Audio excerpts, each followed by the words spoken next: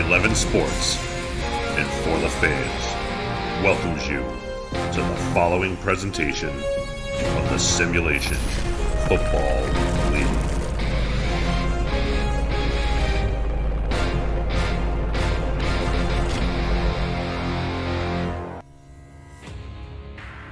Welcome to the SFL's 15th championship game pregame show. Alongside Ramos Lynn, I'm Cameron Irvine, getting ready to break things down here today between the number 4 seeded Baltimore Vultures, boasting an 11-3 record.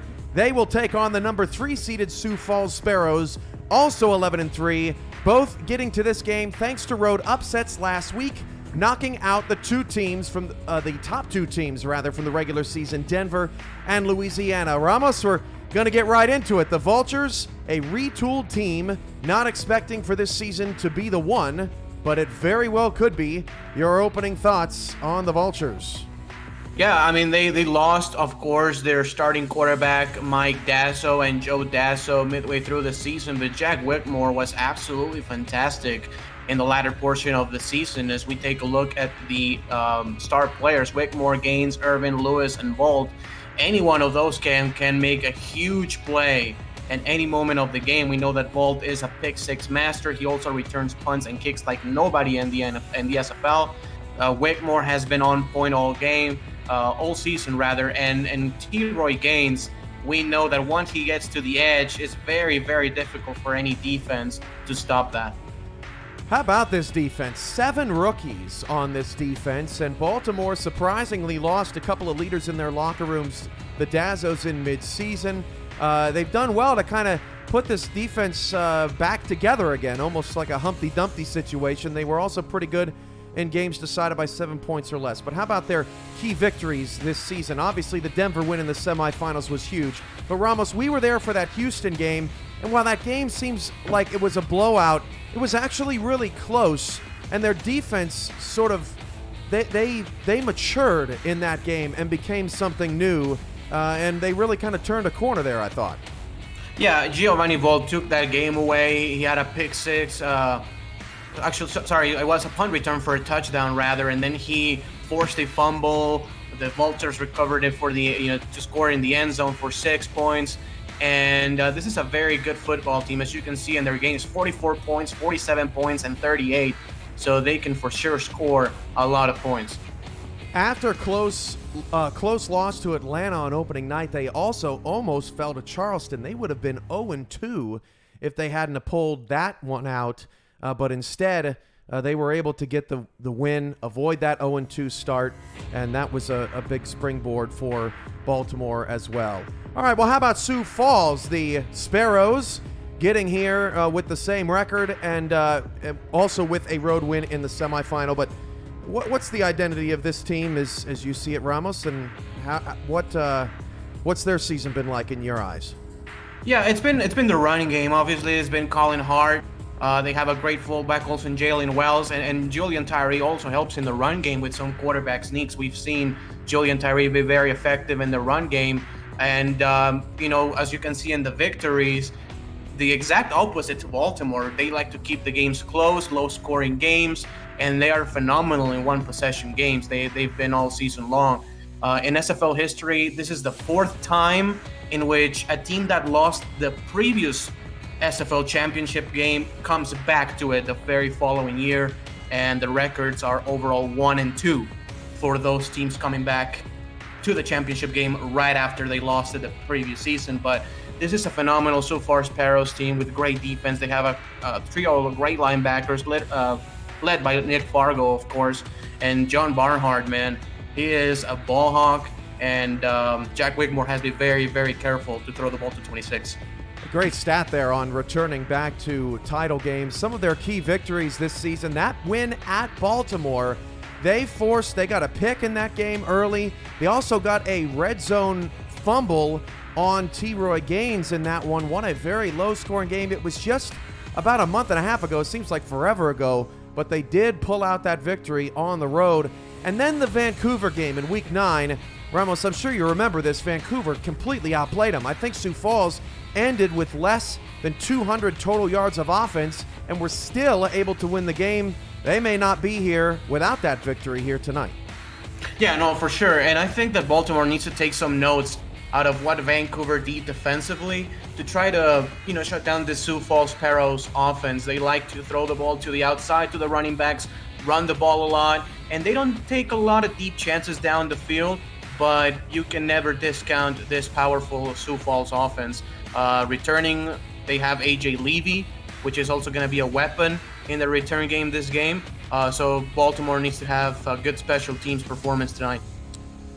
Well, Baltimore and Sioux Falls are the two teams in this game tonight, but they weren't the two teams this season, or they weren't the only two teams, I should say, this season that had tremendous plays. It's taken a long time. It's a brilliant list, but we've got it. Your top 10 plays of Season 15 right now.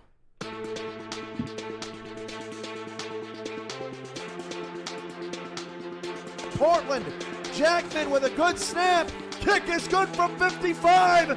Yes, it is! Denver wins and improves to 7-1. Hashtag kickers matter, Cam. Logan Jack back out on the field, 271 all-purpose yards for him on over 20 touches. Three receivers wide here. Richardson to throw. Will flip it out to Logan Jack. He's going to fumble the ball. Logan Jack puts it on the ground. It's scooped up, and Houston takes the lead on the return. Brody Gulch, the rookie. With an amazing play, he's able to scoop and score. What an amazing play for the Houston defense. They forced the Logan Jack fumble, and just with Carolina, they were getting the ball back. They were trying to drive down the field. Houston makes their second turnover of the game, and it comes at a huge time, resulting in a touchdown. That is 2 touchdowns today, coming not from the offense, but coming from another side of the ball. They had one on special teams, make that one for defense. What an amazing play and a huge change in momentum for Houston. 23 seconds to go, second down and 10 at the 22. 3 receivers, 2 to the left. Dynasty to throw against the 4-man rush. End zone, touchdown Atlanta! Boo Chisholm with 19 seconds to go. Boo Chisholm, what a route, what a catch, right down the middle of the field. And was good throw from Bryant Dynasty. I keep saying that, but man, he is going crazy, man. There's the hair flip. That's unbelievable. Louisiana all in the end zone. Taking their time on the snap. It's going to be Xander Gold. Drop back, catch in the end zone. And Fort Worth's going to be able to make it happen with only a couple seconds to spare. Light that cigar, put on that cowboy hat. Ryder Garrett Jr. might have just put the #1 team in the league to bed with that slant right across the middle. About to see what likely is going to be a steady diet of Robert Redford in this fourth quarter, but Pepper says not so fast. That's over the middle, and it's caught. It's going to shoot. It's going to break through another tackle, and Rich Pratchard is going to take it to the house. That is a crazy athletic play from Pratchard to get Vancouver more points in the end zone as they start to run away at Canada Field. Good play by Nate Heslop on the outside. Really nice. Matthews gets the punt away. Manning back deep to receive. Takes one tackle, gets free, slips another tackle into the open field. He's at the 50, spin move, past the punter to the 40, Gone. to the 30. He is gone. 15-10-5. Touchdown, Desperados. It's a Gabriel Manning miracle play. Out of the way from Ricky Matthews. Gabriel Manning back there again, and this time, oh, he gets free again! Oh my goodness, he goes down the field! 20, 15, 10, 5, back to back! Majestic, magical, Gabriel Manning, 2 straight return touchdowns! Right, one to the left for Wilson, Hall of Famer. Has the football in his hands, quick drop, move in the pocket, thrown, and it's going to be incomplete. It's thrown, they don't pick off, back the other way. How did that end up in the hands of him? It's 44, back the other side, and he is going to return this to the house. An unreal turn of events. It's Everett Garrison with the interception to seal the game for the Hyenas. What a play The tip drill, I thought for sure it had hit the ground. I was incorrect. Garrison knew it, and he took it back the length of the field. You don't want to give up. Christian Christensen, handoff here to Willis. Oh my goodness, two. He breaks another one. Kenny breaks a third, and John Willis is off to the races. This is going to be a 90-plus yard touchdown. Oh, I can't speak too soon. He breaks another tackle. You got to be kidding me. And he showboats. He showboats at the goal line as he crosses Hollywood Boulevard in one of the most exciting fashions that I've ever seen. A tiptoe across the boulevard. Jarrett Willis, you are a dangerous weapon for the country. Seconds to go in the half. Miller back to pass, going long, has Logan Keel! Keel in a foot race, 40, 35-30, Jackson lost the ball, forced the fumble, and it's recovered, oh my goodness! Sling Shady down the field, recovers the fumble, forced by Jackson, what an effort!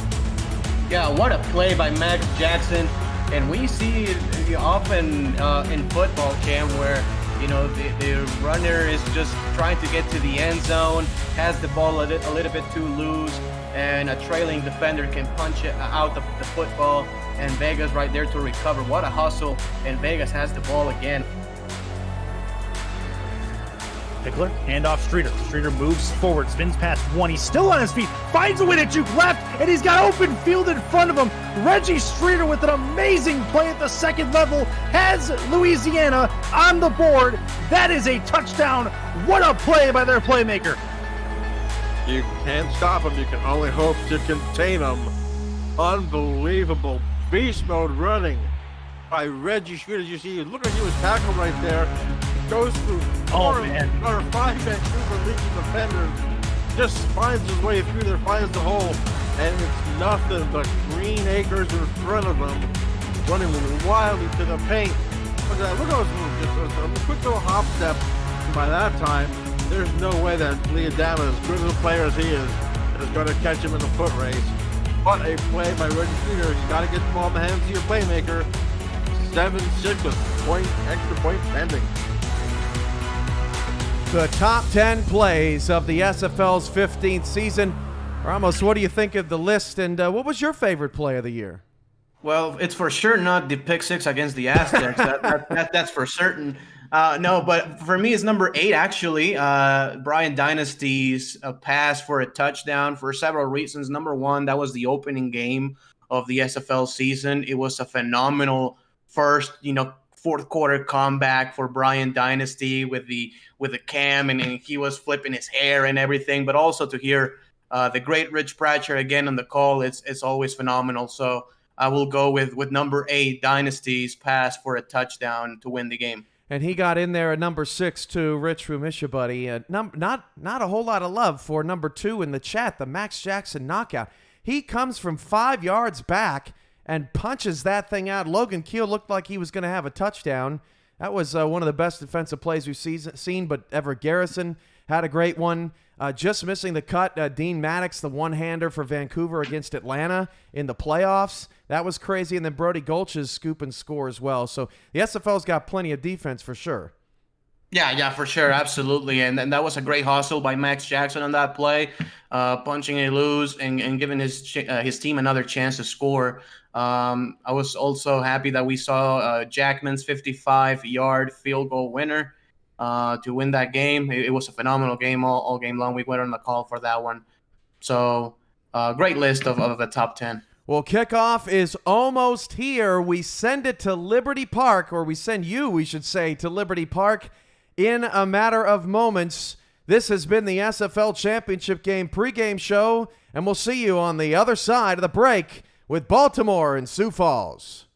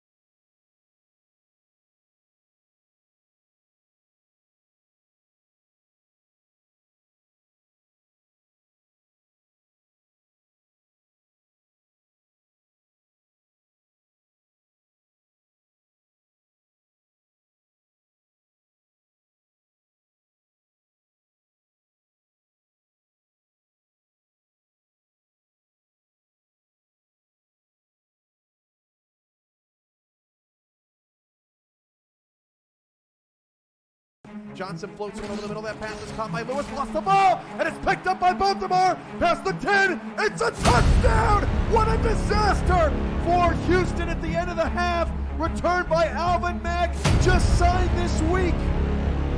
Central, 3rd down and 2 from inside field goal range. Tyree bullets over the middle. That's caught to the goal line, and they'll say he's in. Touchdown, Gunnar Lewis, his 6th touchdown of the season, and Sioux Falls extends the lead. 2 receivers either side for Jackson. Throws it, intercepted. It is stacking paper, stacking picks, and a touchdown. All off to Hart. Hart breaking through a couple of tackles, breaks through a 3rd, and he's off to the races. Gaines with room. T-Roy Gaines with a block. T-Roy C. Who later. returns. The kickoff he makes. Tackle. There goes AJ leaving down the field. 30, 20, 10, 5. Touchdown. Sioux Falls.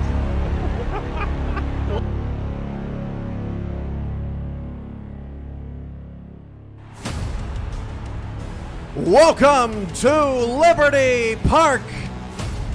We are ready in Sioux Falls, South Dakota for the SFL's first Bird Bowl as the 11-3 Baltimore Vultures visit the 11-3 Sioux Falls Sparrows. It's a brisk 45 degrees and sunny.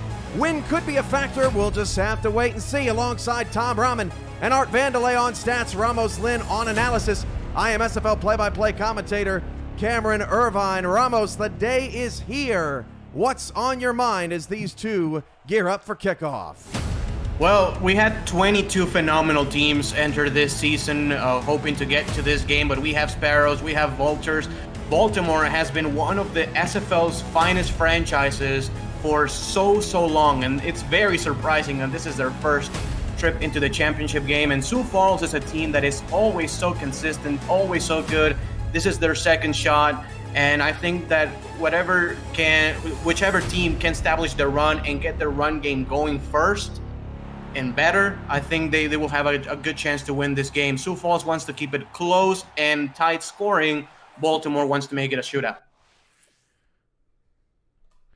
All right, well, we are ready to go here in just a matter of moments. Baltimore and Sioux Falls are ready for action.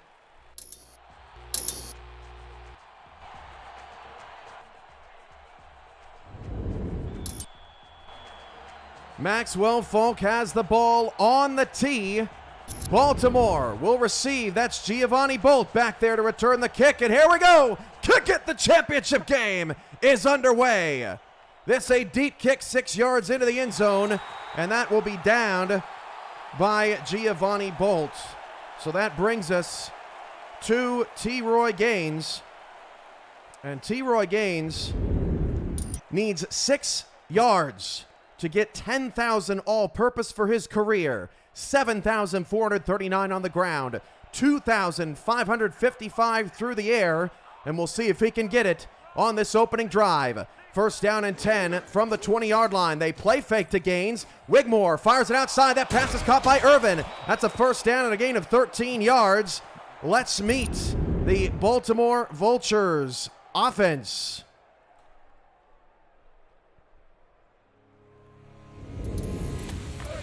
Jack Wigmore, quarterback, Arlington, Virginia. T-Roy Gaines, running back, Cincinnati, Ohio. Ivory Irvin, wide receiver, Manassas, Virginia. Daly Holder, wide receiver, New York City, New York. Matt Chima, wide receiver, Washington, D.C. That pass is caught by Gaines, and he just got 10,000 all-purpose career yards. He picks up 8 there. Now for the rest of the Baltimore Vultures offense. Jay Hayden, tight end, Reeltown, Alabama. Lloyd Graham, tight end, number 83, Sacramento, California. Shark Tarkington, kicker, Logansport, Indiana. Sioux Falls jumps offside on a 2nd down and 2. That pass is caught by Irvin for a first down. Ramos, great start for the Vultures here. Yeah, phenomenal start. They have 3 completed passes right out of the gate, and quick decisions here for Jack Wigmore. Of course, it's championship game tradition in the SFL. All the players introduce themselves. They're from all over the United States, all over the world, and it's always good to find out where people hail from. I think Baltimore will decline that penalty. Baltimore will have another first down here coming out. The Vultures in red helmets, white jerseys, black pants. For the Sparrows, they are dressed in their all blacks today with the yellow trim. First championship game hosted by Sioux Falls in franchise history. They've been around since season 6. Handoff to T. Roy Gaines, and Gaines on his first carry will pick up 8 yards. And now let's meet that Sioux Falls defense. James Kelly, defensive end, Little Rock, Arkansas. Jonathan Camp, defensive end, Palm Springs, California. Cam Crosby, defensive tackle, Sioux City, Iowa. Jose Fuentes, outside linebacker, New York. Alex Parker, linebacker, Miami. Nick Fargo, linebacker, Bloomington, Indiana. Pass caught by Jay Hayden. Dangerous pass there out into the flats. Could have been picked off, but Hayden gets his first catch of the day, and it's a first down to the Sparrow 41. Yeah, the Sioux Falls defender was pretty ready for it. He was covering the outside, but it was a good, quick decision by Jack Wigmore again, throwing the ball right where his tight end could get the ball. First down and 10 at the Sparrow 41. This is Wigmore hit as he threw, and that pass is incomplete. Pressure applied by James Kelly. Let's meet the Sioux Falls defensive backs. Terrell Davis, cornerback, Maryland. John Barnhart, cornerback, Detroit, Michigan. Jay Ringgold, free safety, Peoria, Arizona. Nathan Barnett, free safety, Tulsa, Oklahoma. AJ Levy, strong safety, Detroit, Michigan. Pass is intercepted. Fuentes tipped it up, and Ringgold knocks it away. The Sparrows get a turnover on their opening defensive possession.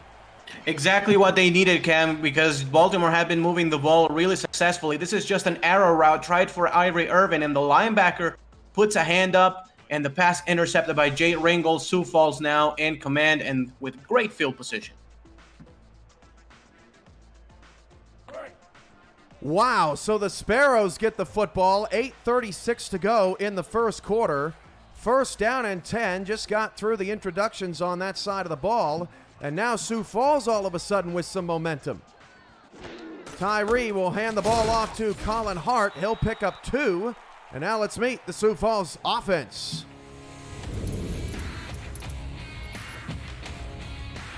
Julian Tyree, quarterback, Sioux Falls. Colin Hart, running back, from the home of Walmart, Bentonville, Arkansas.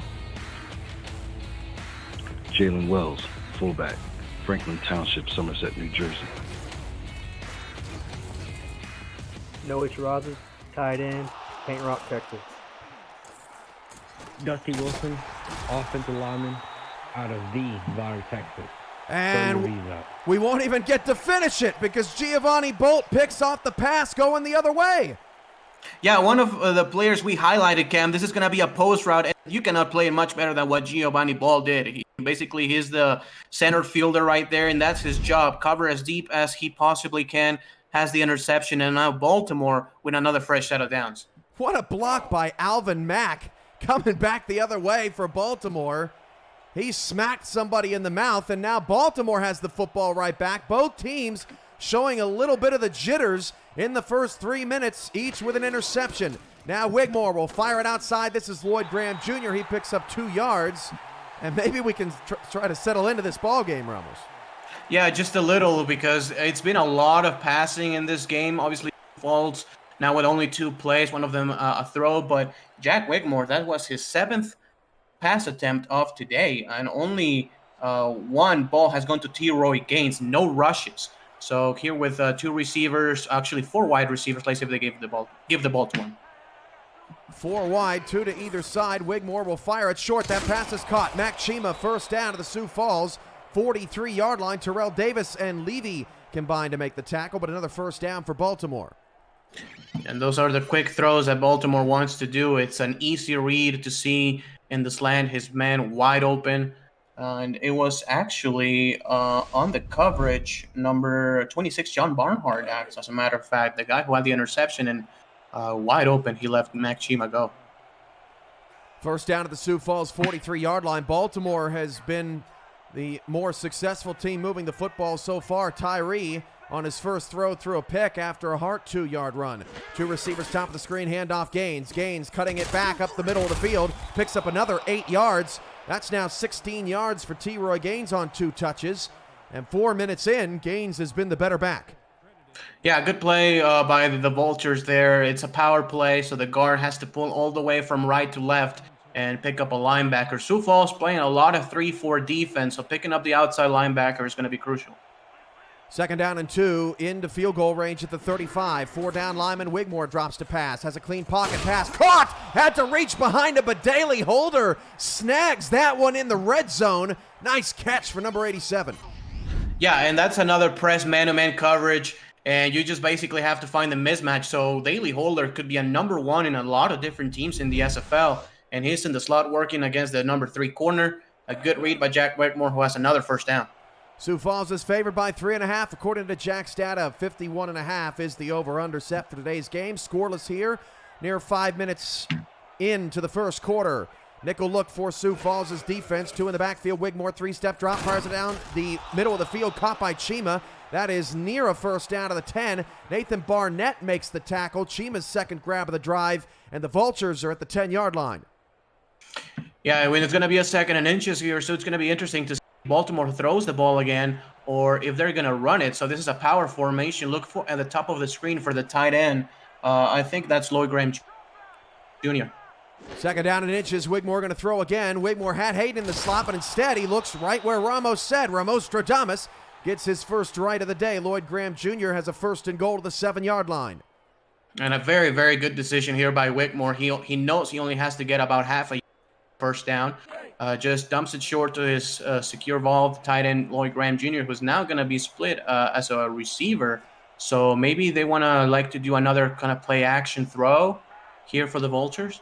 At the bottom of the screen, defended by Barnhart. There is Lloyd Graham Jr. Trips off the left side. He runs a little hot route, and it's caught for a touchdown. Lloyd Graham Jr. runs an arrow in the middle of the field, and Baltimore strikes first. Yeah, great decision again by Jack Wigmore, as Lloyd Graham Jr. did a great job in the soft spot of that zone defense. We're going to take a look at the replay. First a pump fake, and then a throw back at the end zone. And I think Ringel was covering another wide receiver, and wide open for a score. Baltimore up 6. Yeah, Ringel did not know who to cover there, whether he should stick with Holder or take Graham Jr. on the crosser. He guessed wrong, and Lloyd Graham Jr. has his first championship game touchdown of his career. His tight end in crime, Jay Hayden, his family actually made signs supporting Baltimore. They had black and red balloons all over the living room today. They are watching all together as a family, and that was really neat to see. A little look into the Baltimore locker room today as Jay was sharing his and his family's excitement, but it's his teammate that gets the touchdown. Yeah, no question, but I think that Jay Hayden being the number 2 tight end will get a lot of looks because I think Sioux Falls has to pay more attention to Lloyd Graham Jr. So number 43, Jay Hayden, may have a couple of open spot plays later in the game. Levy will return this up to the 22-yard line, and Julian Tyree is trying to pass Rocco Marconi today for 2nd all-time in passing touchdowns. He has 246, and the 2 quarterbacks ahead of him have a championship under their belt. Yeah, exactly. And, you look at E.T. King, also from Chicago. He played in the championship game. So Julian Tyree, obviously now already a Hall of Famer, trying to surpass, which many will believe is the best quarterback in SFL history, Rocco Marconi. 1st and 10 of the 22. Tyree's pass is caught by Gunnar Lewis for a first down at the 32-yard line. Nice snag by Gunnar, who is their touchdown threat in this passing attack. Yeah, and Sioux Falls needs to have a good long drive here, Cam, because take a look, Baltimore has had 14 snaps and Sioux Falls has had 3, so they need to have a good long drive to give the defense some rest. Definitely got to get it going. 1st and 10 at the 32-yard line. Tyree's out of the gun. Split backs will drop back to pass. He'll fire it outside to Colin Hart. Colin Hart gets past the 35, but then smacked down by Mack at the 36-yard line. Here's the rest of that Sioux Falls offense. Gunnar Lewis, wide receiver, Buffalo, New York. What's up? This is AJ Warren, wide receiver for the Sioux Falls Sparrows. Al Dillapre Sr., Detroit, Michigan. Husband, father, Navy veteran, co-founder of Road Dog, Gourmet Hot Dog, and oh yeah, I'm a Denby Tar. Maxwell Falk, kicker, Pittsburgh, Pennsylvania. Pass hauled in by Gunnar Lewis. You know, kickers always get the short end of the stick, don't they, Ramos? Al Dillapre Sr., I gave him his time. He is the founder of a hot dog company. I loved it. But Falk gets the... maybe Dillapre will get some flack from his teammates. Nice haul in by Lewis up to the Baltimore 44. Hey, but, you know, Maxwell Falk may as well win this championship game here for Sioux Falls tonight. This seems to be a very close game, and a kick may decide this one. First down and 10 at the 44-yard line. 3:35 to go in the first quarter. Tyree will fire it again out to Hart. Hart got a key block, now cuts it back inside. Breaks a tackle. That was Dusty Wilson on the outside. That's a 5-yard gain. Troy LaShaw on the tackle. Let's meet that Baltimore defense. Alan Walker, defensive end, Sacramento, California. Saron Chef Yates IV, defensive end, Columbus, Ohio. Nate Brown, defensive tackle, Cincinnati, Ohio.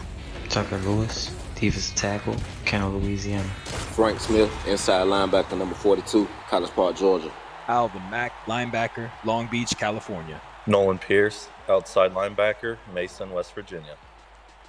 Sioux Falls continues to eat. That's Colin Hart on the ground. He's got a first down. Yeah, and Baltimore is right now countering on a nickel defense. They want to have a lot of speed in this defensive front. So instead of having another linebacker, they have Ben Stacking Paper out there trying to contain the speed of Colin Hart. Tyree looking for Hart again, has to stop. Now Baltimore chasing. They can't catch him. Hart's got a first down to the 20-yard line, and now Sioux Falls is in the red zone.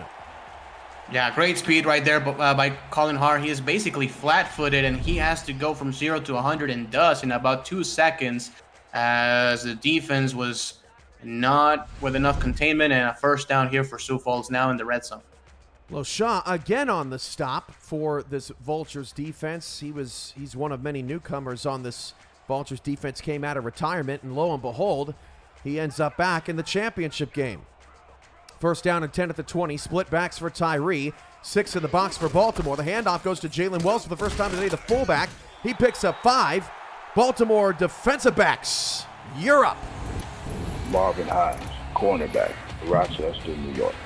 Ben Stacking Paper, cornerback, Deerfield, Massachusetts. Austin Brigham, cornerback, Lawrenceville, Georgia. Giovanni Bolt, free safety, Newark, New Jersey. Troy Loshaw, Trenton, Ontario, Canada. Handoff now to Hart on a stretch play, and he is going to be cut down. That's Nolan Pierce with the quick stop to set up a rare third down. That is our first third down of the quarter, Ramos. Yeah, it's been a couple of interceptions for both teams, so we have not had a chance for a down. And, judging by how they're going, it's 3 wide receivers said, look for an inside pass, maybe like a slant or something. And they go inside, looking for Lewis, covered by Mack, and Lewis may have had a hand on that, but instead it's going to bring up a 4th down, and this will be Maxwell Falk with the kick. And for these 2 kickers, Falk has more career misses in the playoffs than in the regular season.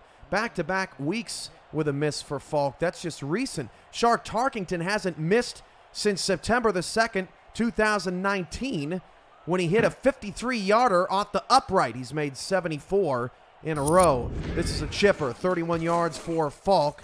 That extra point is up and good. It's 7-3. And Ramos, apologies for cutting you off. No, that's all good. I was going to say a good defensive play right there for Baltimore, making a 3rd down stop and forcing Sioux Falls to kick a field goal. Now, Sioux Falls has the win on their favor, Cam, so we might see a touchback here again, and the offense will start at the 20. But Baltimore's offense starting to click, so Chad Wigmore already has 10 completions on 12 attempts.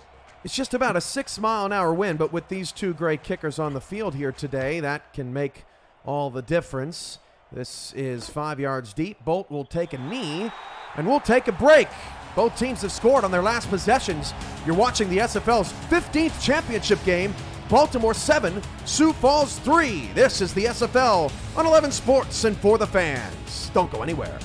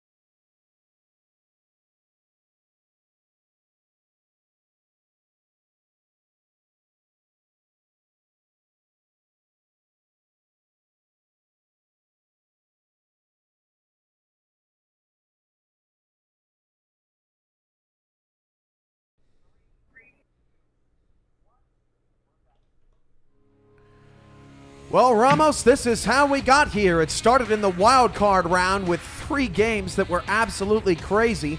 Vancouver played another nail-biter but came up short against Louisiana. And then, of course, Baltimore and Sioux Falls in this game. What has been your favorite moment of these playoffs?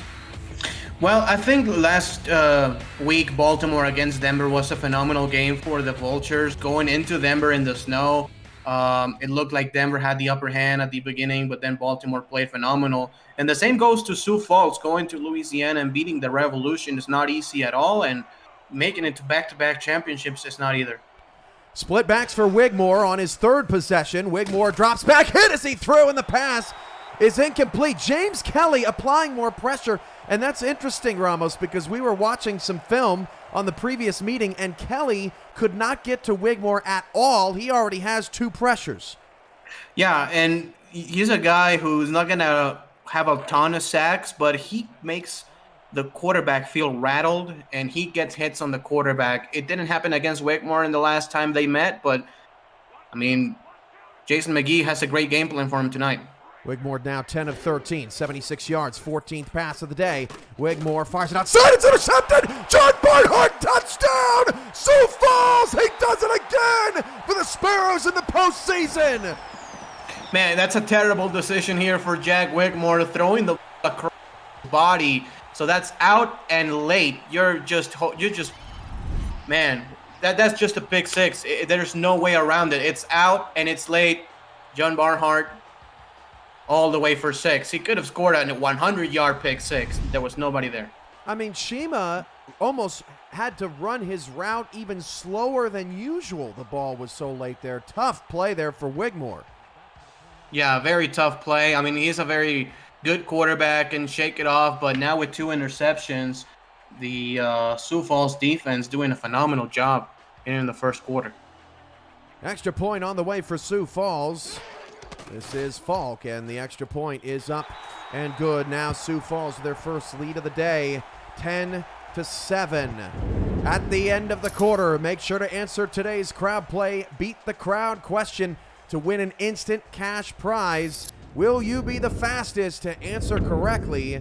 We will find out coming up next. And of course, you can play crowd play all day long, rack up points for the crowd store, and also win instant prizes like on Beat the Crowd. We'll have leaderboard updates for you throughout the day once the standings have been updated for the first time. Giovanni Bolt takes another knee. That's favored Sioux Falls in this quarter. 3 kickoffs with the wind at Falk's back. And Baltimore will once again have to start from the 20. Yeah, it really has. And I think Sioux Falls defense are feeling themselves. They're getting very good pressure on the quarterback. I think they need to involve Teroy Gaines a little bit more, Cam. He only has 2 carries so far.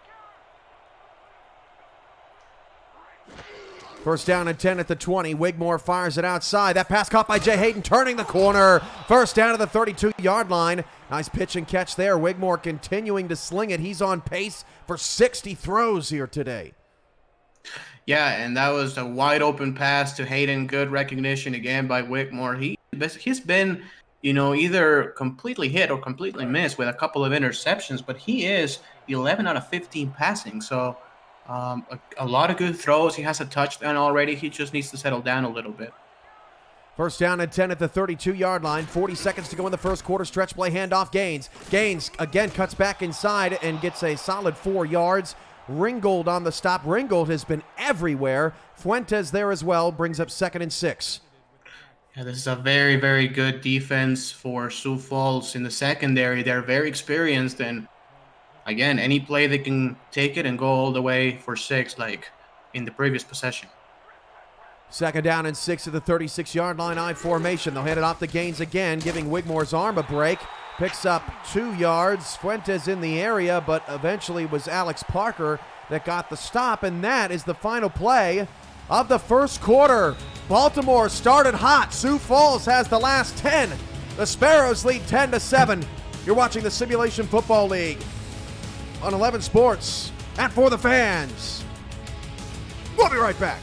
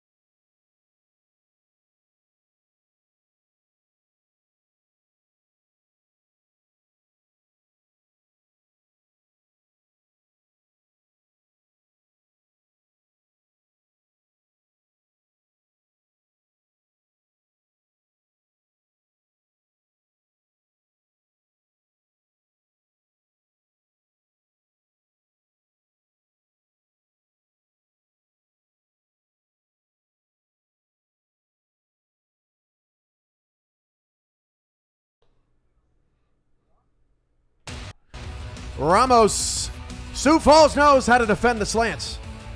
Yeah, Baltimore tried to do it in their previous game. They do with the slants play, but the safety goes down low. That's A.J. Levy.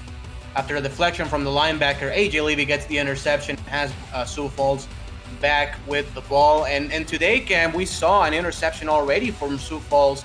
It wasn't in a slant pattern. It was in an arrow route, which is a very similar concept. It's an inside pass. And Sioux Falls defends it super, super well. When Baltimore was undefeated, this happened on a slant. Yeah, it was a slant again. It was a drop right there by the Baltimore offensive player, but Sioux Falls very alert, getting another interception and running it back for 6. Today they have 2 interceptions, one of them returned for a touchdown already. We have seen a couple of slants completed, whether it be on an arrow or just a traditional slant for Baltimore so far today. But also, as Ramos was saying, that pick coming off that concept. 3rd down and 4. Wigmore, long throw out of bounds. And we will see the game's first punt. Look at that. More pressure on Wigmore. That's Jonathan Camp. And a punt coming for the Vultures. Yeah, and Sioux Falls is really, really playing their game of football right now. I mean, Baltimore has already 7 points. It's just been a quarter, but they want to play like this. They want to keep the game under 45 points combined, and they're going to get the ball back. It's time for Colin Hart to get going even more. This is Levy on the return. Fumbled the ball. It's recovered by Baltimore. Ooh. Picked up on the play by Damon Morehouse, the backup back. Levy has had some fumble issues, and he coughs up a huge one in the title game. Yeah, and very lucky Sioux Falls that a couple of players were right there. If not, that could have been points, but A.J. Levy needs to be extremely careful with the ball. You cannot give the Baltimore Vultures extra possessions. Fumbled last week against Louisiana, but the Sparrows were able to hang on and win that game. 1st down and 10 at the 25-yard line of Sioux Falls. Great field position for Baltimore. The handoff goes to T-Roy Gaines. Gaines breaks a tackle. Ringgold tackles him from behind. An 8-yard pickup again on the ground. So we take a look at the offensive line and the fullback right there. Good blocks. Yeah, great blocks all over the offensive line, and 8 yards here for T-Roy Gaines. I will give him the ball again, Cam, try to get this first down on the ground. Chris Cohen wins Beat the Crowd during the commercial break as Wigmore will fire it outside, and Gaines did have enough real estate and gets the first down of the 14. An extra Beat the Crowd coming up at during our extended halftime, which we will be unveiling the expansion teams and also the new SFL divisions and how the divisional format will impact the scheduling that's coming up on the SFL halftime report. Watch out here near the screen, Cam. Another swing pass to T-Roy Gaines. First down and 10 of the 14. Ramos Stradamus says, look out for it. There it is. It's Gaines. Ramos 2 for 2. Gaines smacked down by Alex, or check that, Nick Fargo on the tackle after 4-yard pickup for Gaines. And for Gaines today, that's his 9th touch for 47 yards. Yeah, so what they got right there is a double tight end on the near side of the screen. So those 2 tight ends block corners and safeties, and T-Roy Gaines can run behind them. Good job by the Sioux Falls defense, limiting it to only a 4-yard gain. Second down and 6 at the 10. This is a blitz, and he goes down! Sack made by Alex Parker on a rare blitz from Sioux Falls. The linebacker brings Wigmore down, and it's 3rd and long. Yeah, very interesting concept here for Sioux Falls. It was bump and run coverage with a blitz, and if you cannot get rid of the ball quickly, you're going to get sacked. Now going in a 4 wide receiver set. They like to run the ball out of this formation sometimes, Cam, but I think this is going to be a pass. 3rd and 10 of the 13. Wigmore steps up, fires, caught, touchdown! Daly Holder back in the championship game for the first time since he was the owner of the San Francisco Bulldogs back in season 3, and he's got a score. Yeah, great play, great patience here for Jack Wigmore, waiting until his receiver was open. When wide open, that was Daly Holder getting past the linebackers for 6 points. And how about Wigmore? 2 touchdowns on the road in the championship game. The youngster picked up mid-season, making things happen, and Baltimore regains the lead in a back-and-forth title game. Tarkington's extra point is good. So Jack Wigmore now 14 out of 19 for 108 yards, has 2 touchdowns and a pick, but his QBR is over 100 right now. So a very good first half here for the rookie quarterback, number 9, Jack Wigmore.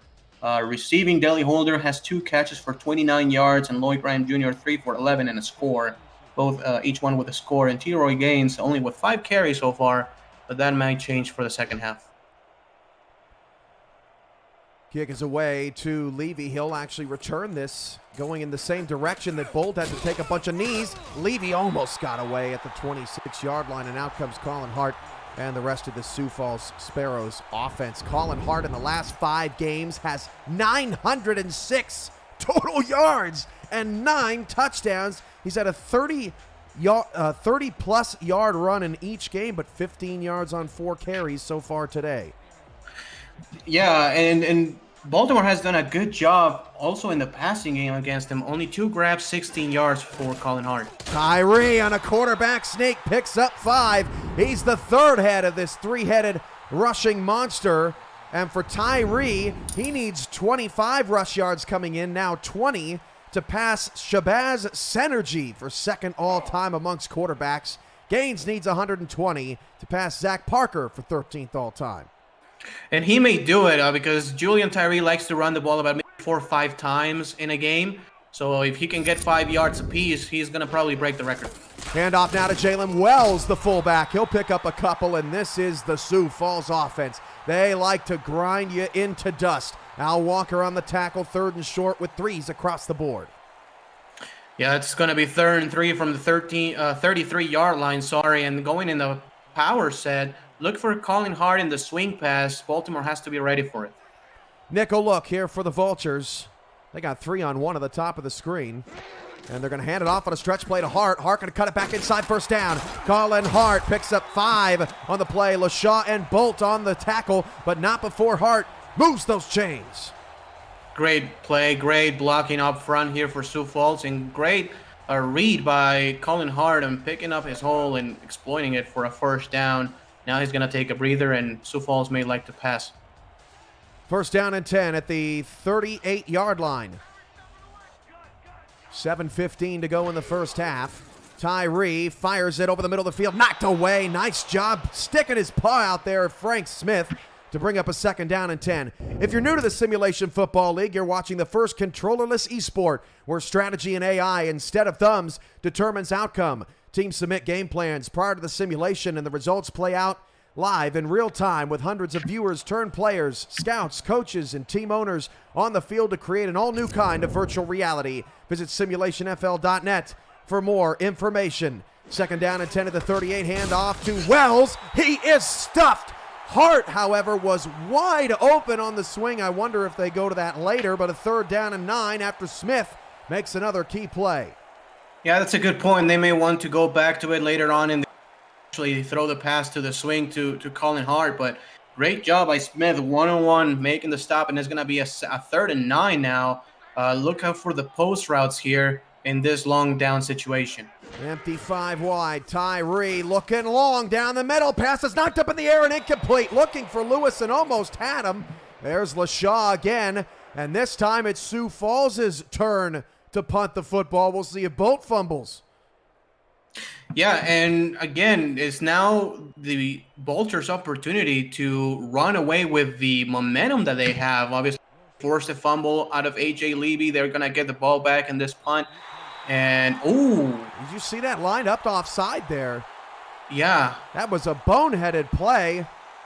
I believe that was Zimmerman.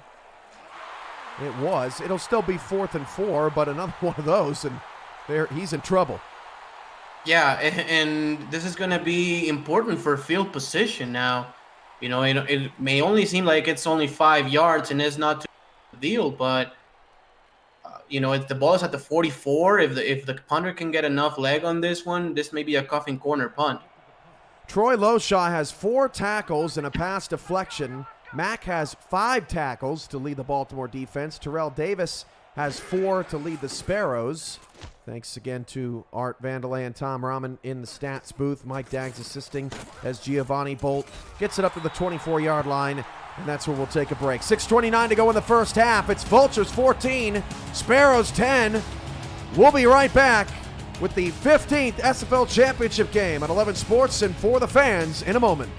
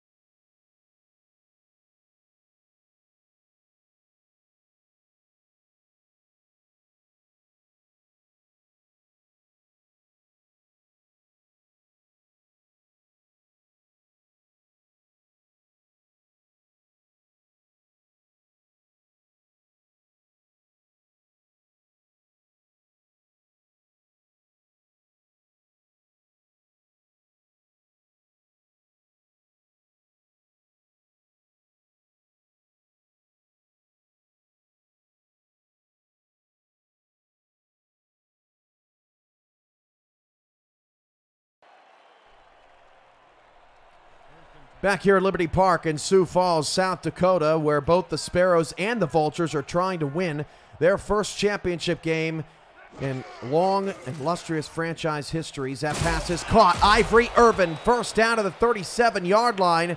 And we were looking at the targets at the break. Now, 4 targets for Irvin. He leads all receivers, but Baltimore's been extremely balanced.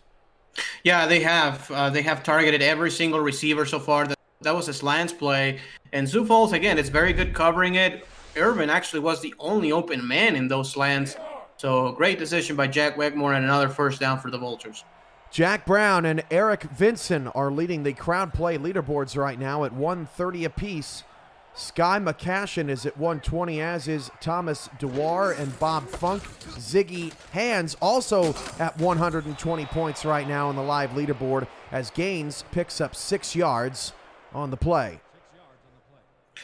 Good job again, and getting close to midfield is going to be a 2nd and 4, and T-Roy Gaines now with 36 yards on 6 carries, so he's averaging 6 yards per carry. Look for Jay Hayden on this play, though, as Sioux Falls shifts. He's tight on the line left there. You can see that 4 sticking out there. He goes in the flat. Ramos is right again. Wide open. Lots of room for Hayden. Nobody covered him out of the flats to the Sioux Falls 46-yard line. That's Hayden's 3rd grab. Gaines, Hayden, Graham Jr., and Irvin all now have 3 catches. I'm expecting Holder and Chima to have the next 2. Yeah, that was an easy read right there for Jack Whitmore as the Sioux Falls defense shifted from near side to far side of the screen, and he was wide open. I formation for Wigmore, now 7 in the box for Sioux Falls. 2 deep safeties, handoff Gaines. Gaines is stuffed in the backfield. That is a Fuentes and Parker sandwich, and these linebackers are really tremendous as we see their unique skill sets here. Fuentes with 11 passes defended, Parker with 105 tackles, and Fargo, the TFL machine in the backfield.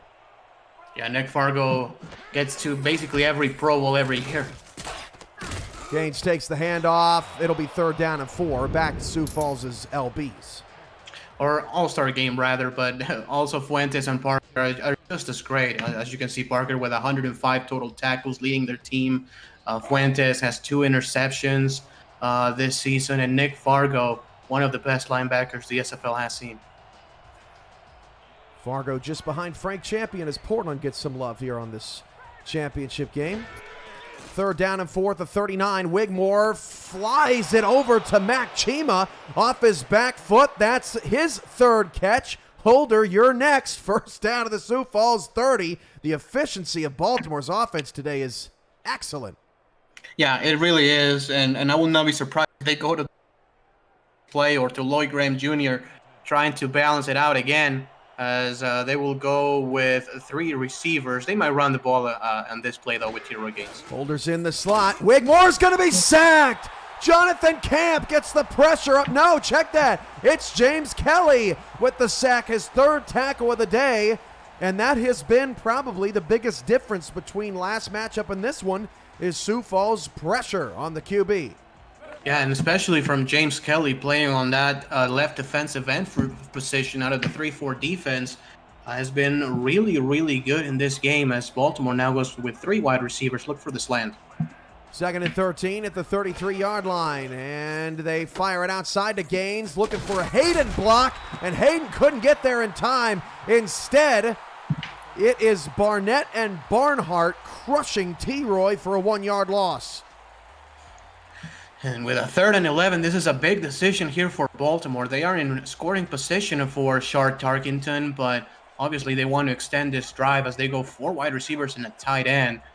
They have to watch out for Mac Chima's speed. Over the middle, I thought he was going to Graham Jr. Instead, Holder grabs it, so that is now 5 different targets between the receivers and the tight ends, all with 3 receptions for Baltimore, but Tarkington will have to come out to kick a field goal. Yeah, keeping it very balanced. I think that's exactly the way Baltimore wanted to go about this game. Sioux Falls maybe keying on an Ivory Irvin and T-Roy Gaines, but Jack Wigmore is looking at his other targets, and this is going to be a 39-yard. It should be easy for Shark. Good snap, good hold, almost blocked. What an effort there I need another replay of that. That was an amazing attempt at a block there from the Sioux Falls special teams unit, but Tarkington boots it through. Yeah, well, let's take a look at. Well, we're not gonna take a look at the replay from the correct angle. Yeah, and special teams have been key in this game. Shark Tarkington has the leg to put it back for a touchback, and AJ Levy has already a fumble. So they have to be careful if Sioux Falls is going to take this one out of the end zone. The second season of the SFL Minor League is underway, but it's not too late to build a player, get on a team, and start progressing in preparation for the next SFL Rookie Draft, which is this December. Visit simulationfl.net to join our Discord server to get on the field. Contact Deputy Commissioner Andrew Rastelli on Discord after visiting the #GetStarted channel. If you have further questions, we'll see you on the field soon. And how about those Birmingham Fuel down in the minor leagues? We're almost 4-0. What a comeback win over Ottawa in overtime this couple days ago. Yeah, they've been great. There are a couple of good SFL minor. I'm really like Birmingham is playing on another level right now. Tyree to pass. Final play before the 2-minute warning. Flips it out to Colin Hart. Hart picks up 4 to the 25-yard line. And that brings us to the 2-minute warning. Sioux Falls down by 7. They have the ball, and they will get the ball to start the second half. Can the Sparrows get a 2-for-1? We'll find out after the break. You're watching the Simulation Football League's 15th championship game on 11 Sports and for the fans.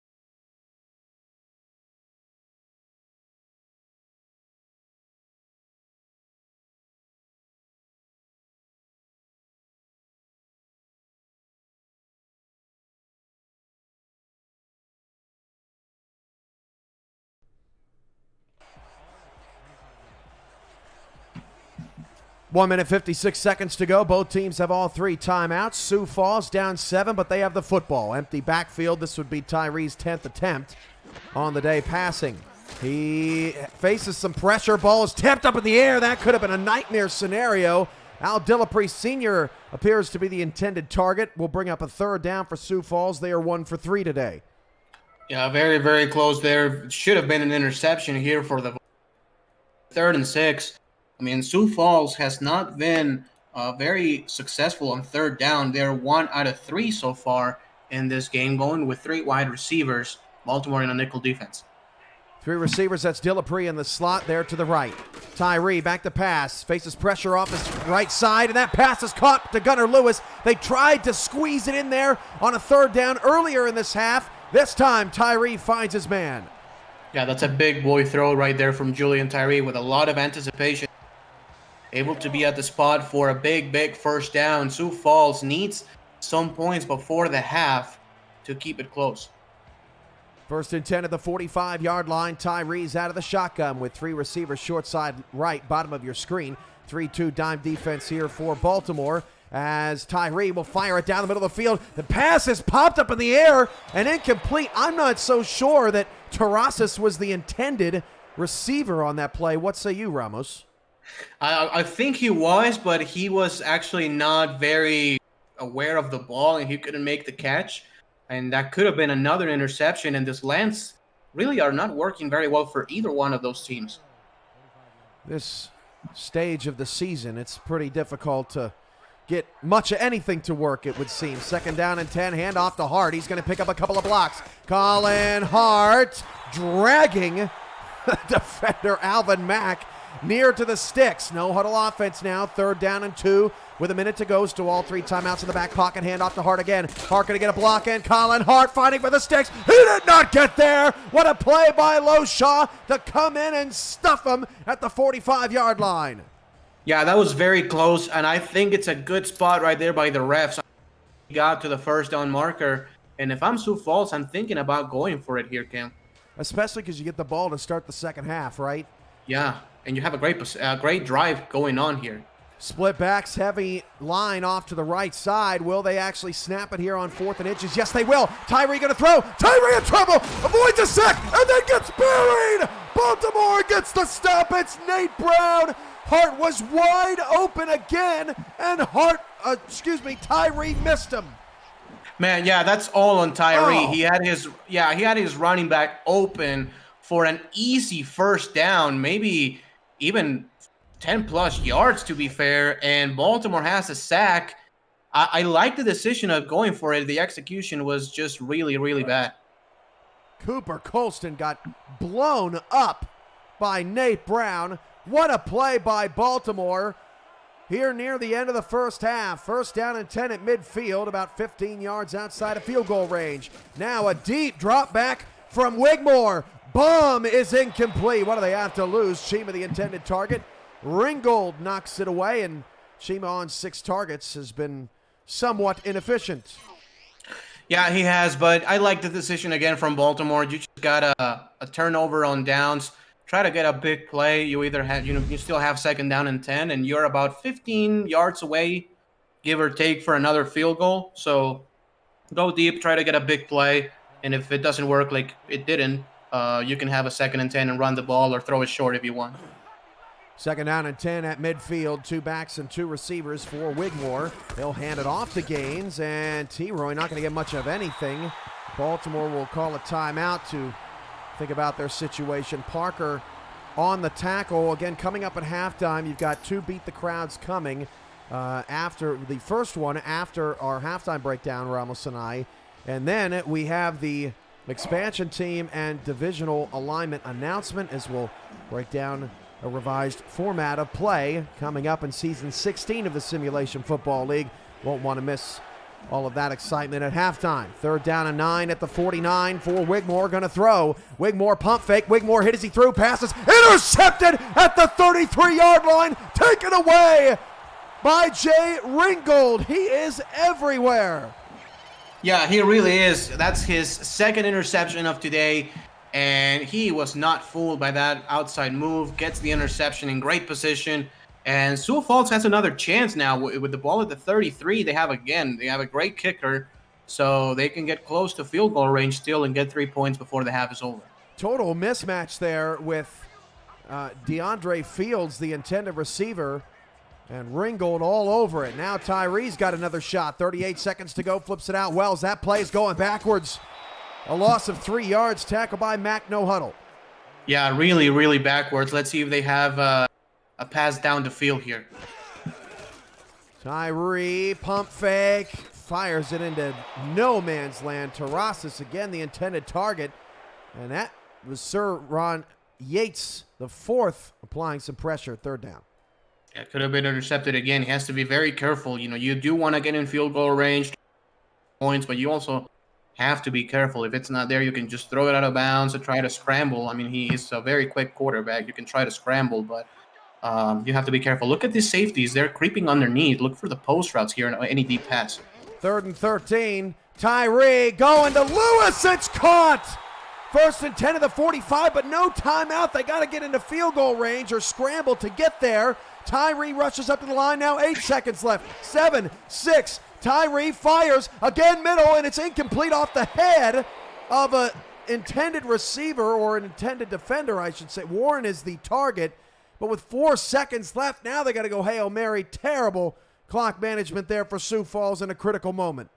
Yeah, really bad. They had about 13, 14 seconds, and instead, as they only have 4 seconds, they will go with a Hail Mary, but Baltimore's 3-man rush could be very deadly since Sioux Falls needs a lot of time to put their receivers in the end zone. Tyree steps up in the pocket. He will fire it into the end zone, and that pass is tipped up in the air and almost caught by Gunnar Lewis, who got smacked at the end of the play by Felix Maryland. Oh, bringing some of Baltimore with him to this ball game. That is the end of the first half, and what a wild first half it was. Baltimore 17, Sioux Falls 10, a near Hail Mary there to end the second quarter of play. Wow, what a whirlwind of a half. Ramos, your thoughts? Well, a very balanced matchup, as you can see on the rushing yards. Only 80 rushing yards by two future Hall of Fame running backs. Passing, it's been, again, hit or miss. Jack Whitmore has had a bunch of really good throws, but also has had a few interceptions. For Sioux Falls, Julian Tyree is only 8 out of 17 passing. That's less than 50%, which is very uncommon for him and uncommon in the SFL overall. So a good defense is playing really well. Sioux Falls only has 3 points on offense because that touchdown was in a pick six. So they really need to pick it up, and luckily for them, they will have the ball to start the third quarter. Whitmore with 2 touchdowns in his first championship game. Tyree is just 8 of 17, rather inefficient with 91 yards and a pick. Lewis has more yards than Colin Hart. I would not have expected that coming into this game. In fact, he has more yards than Hart, Wells, and Tyree combined on the ground with 4 catches. Yeah, as you can see right there, the pick six. And this is the play that is keeping Sioux Falls in the game, Cam. If not, this is a 17-3 game. That defense has really stepped up, and now it's the offense's duty to step up also. I mean, Colin Hart only has 7 carries in the game. He's averaging 4.1 yards per carry, so it's not that he's not actually gotten good yards on those carries. It's just the fact that they have not even tried it too much. Yeah, a little surprised that Sioux Falls has 18 pass attempts and 10 rushing attempts in that first half. We're used to seeing Sioux Falls pound the rock a little bit more, and we'll see if we get more of that in the second half. Coming up on the other side of the break, expansion and divisional alignment conversation, and we'll get to that shortly. Your key to the second half, Ramos.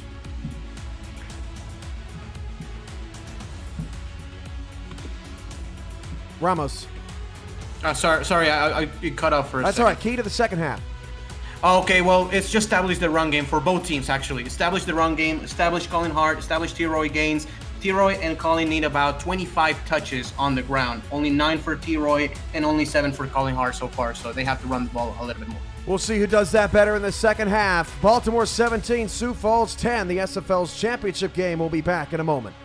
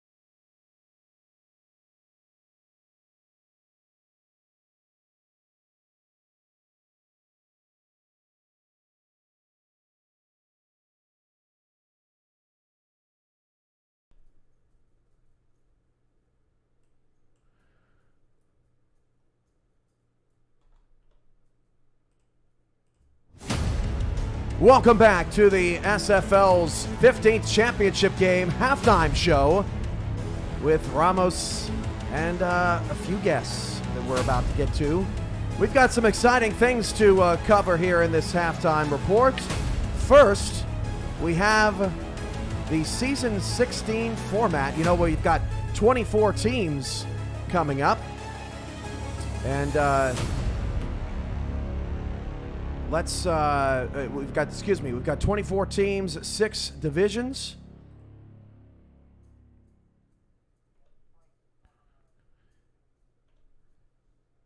And we apologize for the technical difficulties, but let's get to the format of next season.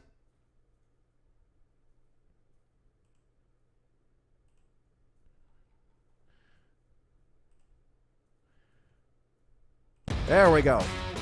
Sorry about that, everybody. The format for next season, each team will play 4 divisional games. Every game in Week 12 will be in division. 6 division winners will clinch a playoff spot, and all other teams will fight for 6 wild cards. Division winners do not clinch buys or home games. So, Ramos, we've got an expanding league. 2 teams to announce coming up. But first, we had to get to some divisions. That doesn't mean conferences. That just means that some rivalries will stay intact. And what do you think here, Ramos? What's most interesting about this format? Well, it's obviously in week number 12. Tons of playoff spots, tons of seeding and everything will be decided in week 12. And it's going to be very exciting to see which game basically decides who's in and who's out for the entirety of the playoffs. So I think that's the thing that I'm most looking forward to.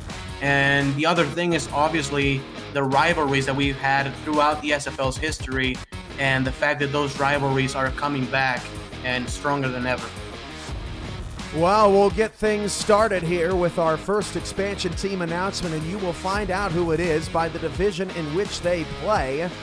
And the first division to talk about today, after, of course, we get to talking about these teams, will be the North Division. And the North Division will include the DC Dragons, making their return, a Season 5 SFL Championship winner, and Jermaine Smith is the returning owner of that DC Dragons franchise. They will be in the North with a pair of old foes, the Queen City Corsairs, the Baltimore Vultures, and a new rival, the London Knights, as the Knights and Dragons will do yet another battle, this time on the gridiron. Before we get to Jermaine Smith, who we have on the line here today, Ramos, your thoughts on the North Division? Well, if Baltimore happens to win this game, they are leading. This is 6 championships, Cam, in one division, which is crazy. Okay, London obviously is a team that has had their struggles in this past seasons, but they have a very good offense. They always have a great offense. And with a new coming DC, let's see how the Dragons fare against the 4-time champions Queen City Corsairs and the potential champions today, the Baltimore Vultures. He's known as Destro, and he's with us right now. Jermaine, are you there? Yes, sir, I am. Welcome back to ownership, Jermaine Smith. The DC Dragons will fly once again. You've been behind the scenes in the SFL for quite some time, director of roster management, served as president for many years. But getting back into the game of the team, you owned the team for a few seasons. How does it feel to be back? It was very, very good to be back in the SFL. I'm just glad. I'm just thankful that the owners made the right decision this time, and I'm just glad to be back. I'm excited. I'm ready to go to work tomorrow. 20 minutes from now, I'm ready to go to work. Now, your branding is being done, of course, by Matt Doyle Designs, and that'll be unveiled later. You have a very unique connection with the Dragon, with Bruce Lee, as part of sort of your heritage, and that's sort of the theme behind the team. For those that weren't here when the DC Dragons were around the first time, what does the DC Dragons moniker mean to you? It means a lot to me. People know me close to me. My middle name's Lee. I have the same birthday as Bruce Lee. We both were born in the year of the dragon. So it's like there's a connection there. And I've been admired of this guy since I first saw him when I was 5, 6 years old. So when I was able to have the team the first time around, kind of tied it all in together, took the colors of the old school Washington Wizards, and then I just, went from there. A lot has changed in the SFL since you were an owner, but of course you've been involved in the league for a very long time. But what's going to be different about this time around, you think, as an owner? Well, this time around, my goal, the plan is recruit. I want to be a true owner. I want to let someone else have the handles on things. One guy runs offense, one guy runs defense, coaches. That's what I have. I want to be a true owner. Sit back. Someone like I don't know if I can use Jerry Jones, but maybe Daniel Snyder or Robert Kraft, someone along those lines.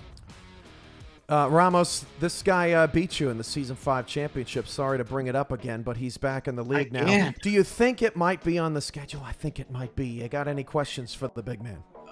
Yeah, it might be, no, but first of all, congratulations to Jermaine, to Destro. Congratulations. The DC Dragons are obviously a very unique brand, or obviously a very special team here in the SFL. We are happy to have them back. And I just want to wish him the best of luck, the best of success in a very tough North Division. And I'm excited to see what's going to be in store for the DC Dragons, for the new DC Dragons. Thank you, sir. Appreciate it. Any final thoughts, Destro, before we let you go?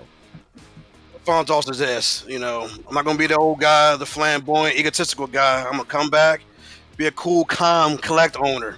But we're coming to win. We're not here to mess around. We're here to win games. And I'm not saying we're going to be undefeated, but we're here to win games. And so it's everyone. I'm giving a shout out to the guys. Once again, shout out to the owners who voted for me. And then one last thing. It's open. Free agents, whoever. You want to come home, you want to come to a place where you be respected, where there'll be class, decorum will be displayed. If you want to conduct yourself accordingly and not be an agent of chaos, come to the DC Dragons.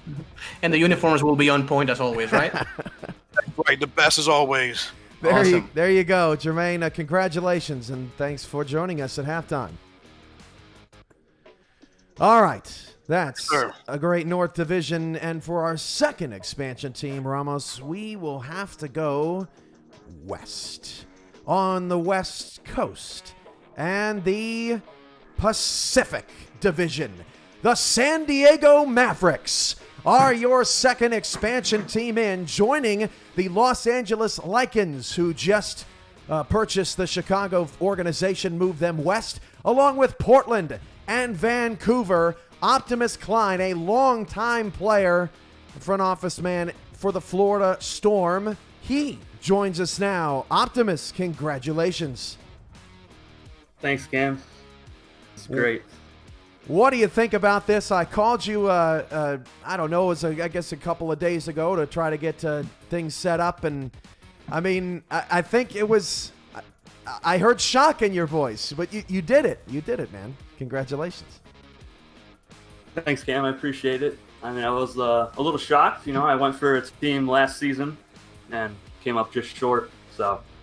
And that's mostly because, I didn't have any coaching experience, and I thought maybe that would just hinder my chances again this time around. But obviously, the owners see something in me, and I really appreciate the opportunity. The San Diego Mavericks, the gold and the silver. What's the inspiration behind this team, and why are you a big believer in San Diego football? Well, the meaning behind the name is named after Tom Cruise's character in Top Gun, of course. The film was based in San Diego, and I love the way that he carried himself in that movie. Going against the grain, just being different, and just always getting the job done. So that's what it means to me. Awesome. Well, what's it going to be like not playing in Florida anymore? You've spent your entire career in Florida with Max Paul in the Florida Storm, and that's going to be a trip. But what's it going to be like not playing there, and what kind of identity do you hope to build in terms of a roster for this Maverick squad? Well, it's going to be tough not being on Mighty's team. You know, I was the first ever member of the Alaska Storm back in season 8. You know, it's been a great ride with them. I'm gonna be sad to say goodbye to my teammates, of course, but I'm ready to get to work out west and put together a championship caliber team, hopefully, just like Mighty has been doing for his entire ownership. Ramos, you face Optimus plenty of times as a coach, facing him off as a player. Anything for the big man? Yeah, as a player, he's a nightmare to game plan against. He's basically a tight end. He started his career as a tight end and moved to wide receiver, so he's literally a wide receiver with the size of a tight end, which is pretty hard to defend. But congratulations to you, Optimus. It's been obviously a long ride for you in Florida. You tried it last season to get your team. It didn't work.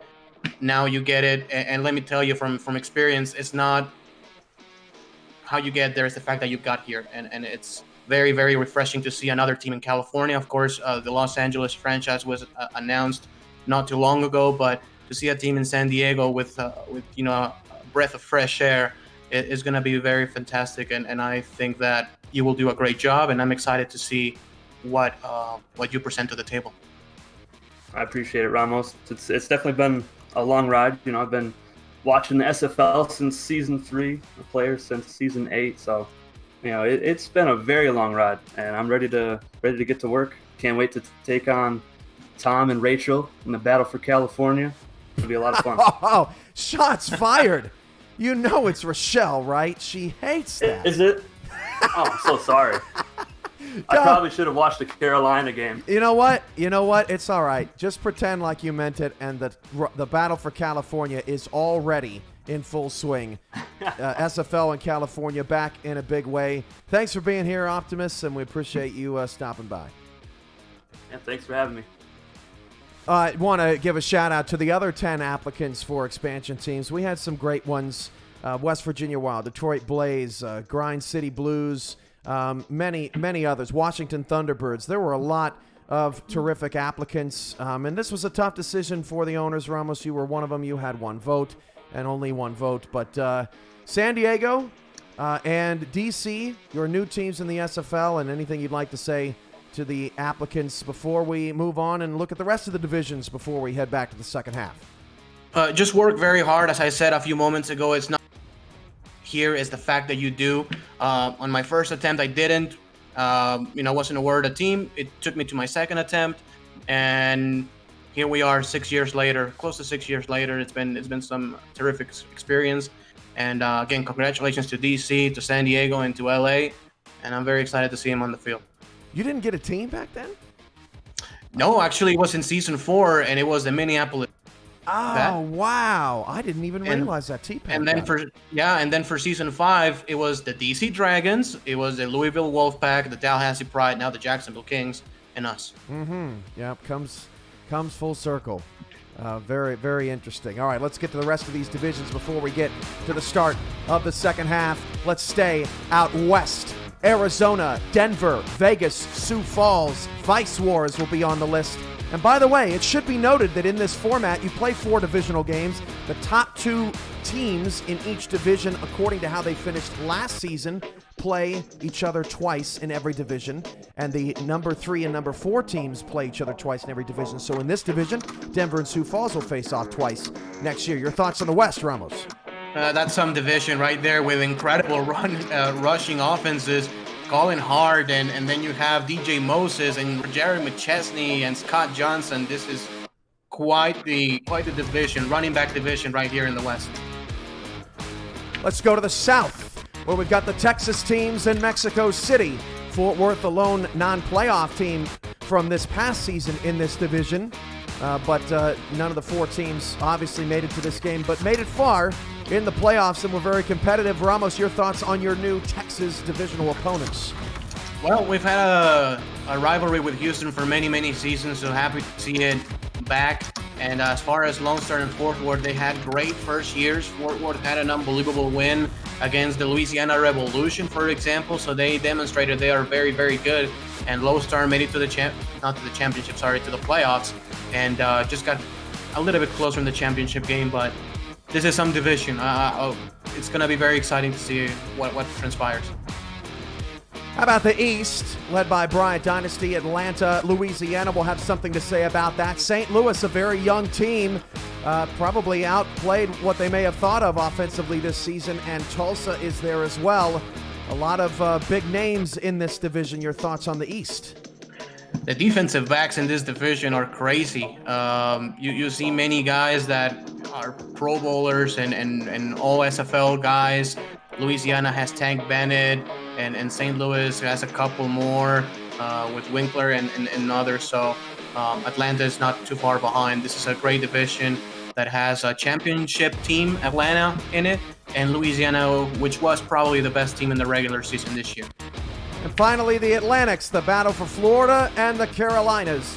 Carolina, Charleston, Florida, and Jacksonville will be on tap in this division, and these four had plenty of battles this past season. The Atlantic Division. Obviously, Carolina and Charleston are a very spicy rivalry in the Battle of the Carolinas, and Florida and Jacksonville combining two championship matches.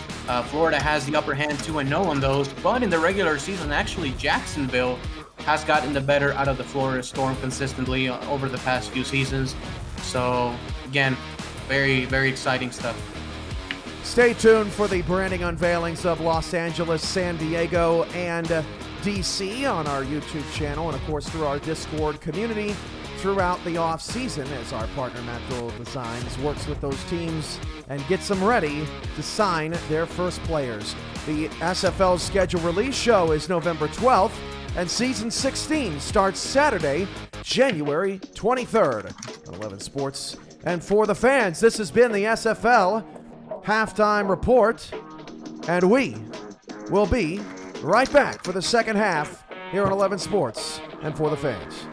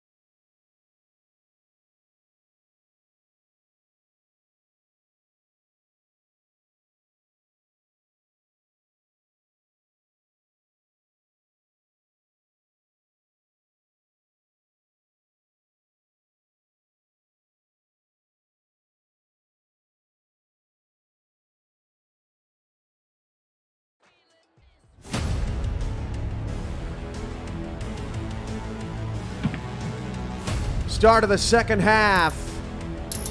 After that terrific halftime report, congratulations once again to Baltimore, or excuse me, to DC and San Diego. Baltimore will kick off to start the second half. And we are ready to rock here in Sioux Falls. This is Levy, 1 yard deep in his end zone. And Levy will get it out to the 24-yard line. Alongside Ramos Lynn, I'm Cameron Irvine. Art Vandelay, Tom Rahman on stats here in tonight's game.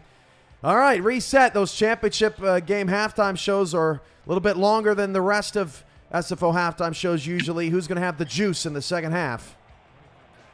We're about to find out. First and 10 to the 24-yard line. Sioux Falls gets the ball.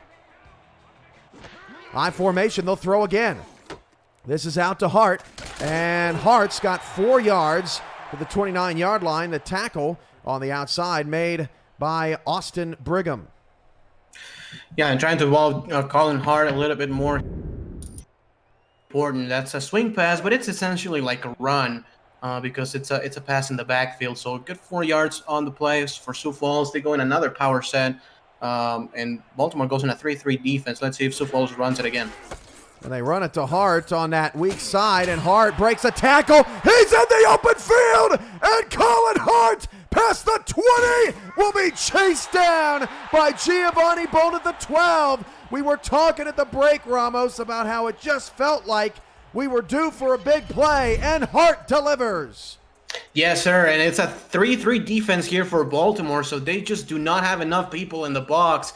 After Colin Hart gets that first line of defense, it's pretty much over for the linebackers too, and it's Giovanni Bald with some incredible speed to chase Colin Hart from behind and bring him down. But it's a first down for Sioux Falls, and they're in control. Going back to Austin Brigham, he was picked up in the middle of the season by this Baltimore Vultures organization. He actually replaced a former Sioux Falls Sparrow corner in Chris Dodd and had to step up in a big way, and so Brigham's been kind of a unique story on this Vulture defense as Hart takes the handoff, and he is smacked down behind the line of scrimmage by Pierce. A 3-yard loss to counter that 59-yard run on the last play. And with a 2nd and 13, obviously the field shrinks because you're at the 15-yard line of Baltimore. Baltimore, a team that is very good at getting interceptions, trying to see if they can get their paws on one. Sioux Falls seems like they're going to pass airing on the shotgun. No, they're going to run it to Tyree inside the 10, and Tyree picks up 8 yards, actually 11 yards on 2nd and 13. What a gutsy call there by Sioux Falls. And he's only 9 yards away from Shabazz Synergy.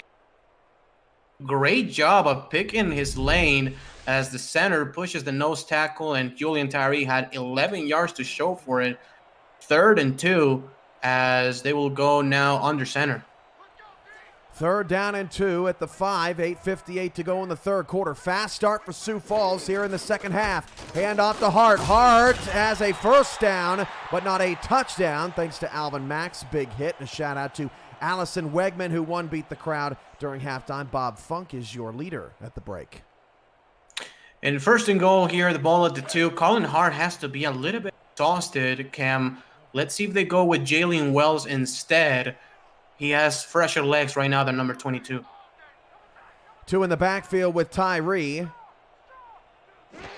Everybody in the box. Tyree tried to sneak, and he gets put in the dirt. Nate Brown again. That'll officially go down as just a regular tackle, but Brown continues to make his impact on Tyree today.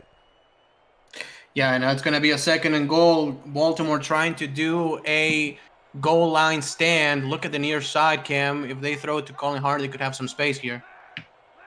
2nd and goal. They're going to run it to him, and he's getting stopped by Brigham for a 3-yard loss in the backfield. Tucker Lewis was also there to clean it up. A 3rd and goal coming up, and this is where champions are built, right here inside the 5. Yes, indeed. It's going to be a 3rd and goal at the 5. Colin Hart still in the game, and he looks very tired right now. Look at all those players in the box for Baltimore. 9 players right there. Lewis at the top of the screen, one-on-one. They're going to run it to Wells, and he gets smacked. The numbers not on the side of Sioux Falls and Baltimore wins the staring contest. Frank Smith with tackle number 4, and Baltimore will hold Sioux Falls to 3. So going back at the end of the first half, and now this possession, 2 drives in Baltimore territory result in just 3 points. Yeah, and Sioux Falls has to feel a little bit discouraged by this because they had a touchdown in, and Giovanni Bolt saved it at the end for the Vultures. Still 3 points there in this game, and the important thing is to get some points to get closer, but this could be something that Sioux Falls may be looking back and seeing, saying 4 points worth of difference in this game. 17-13, Baltimore still with the lead. Community, it was close, 53%. Thought Sioux Falls would win the ball game. Baltimore getting a lot of respect with that 47% number, 3.5-point dog, but they're up by 4 right now, and that over/under holding pretty steady and accurate. Bolt on the return past the 24-yard line. Both teams have done a nice job on special teams, and this is where Wigmore will start his second half. 26 first half passes. Yeah, they've really been good, and I would like to see again go to T-Roy Gaines just a little bit more because they have the lead and they are basically in control of this one. So just keep it on the ground. It seems like they're going to pass on an empty set though here. First down to the 24. Wigmore fires a short slant on his knees. Daly Holder, what a grab, but they mark him short of the first down. 46 yards on 4 grabs for Holder. He has been electric today. Yeah, very surprised actually he was ruled shy of the first down. I thought he was right on the line and should have been a first, but 2nd and inches, Baltimore has their whole playbook to their disposal.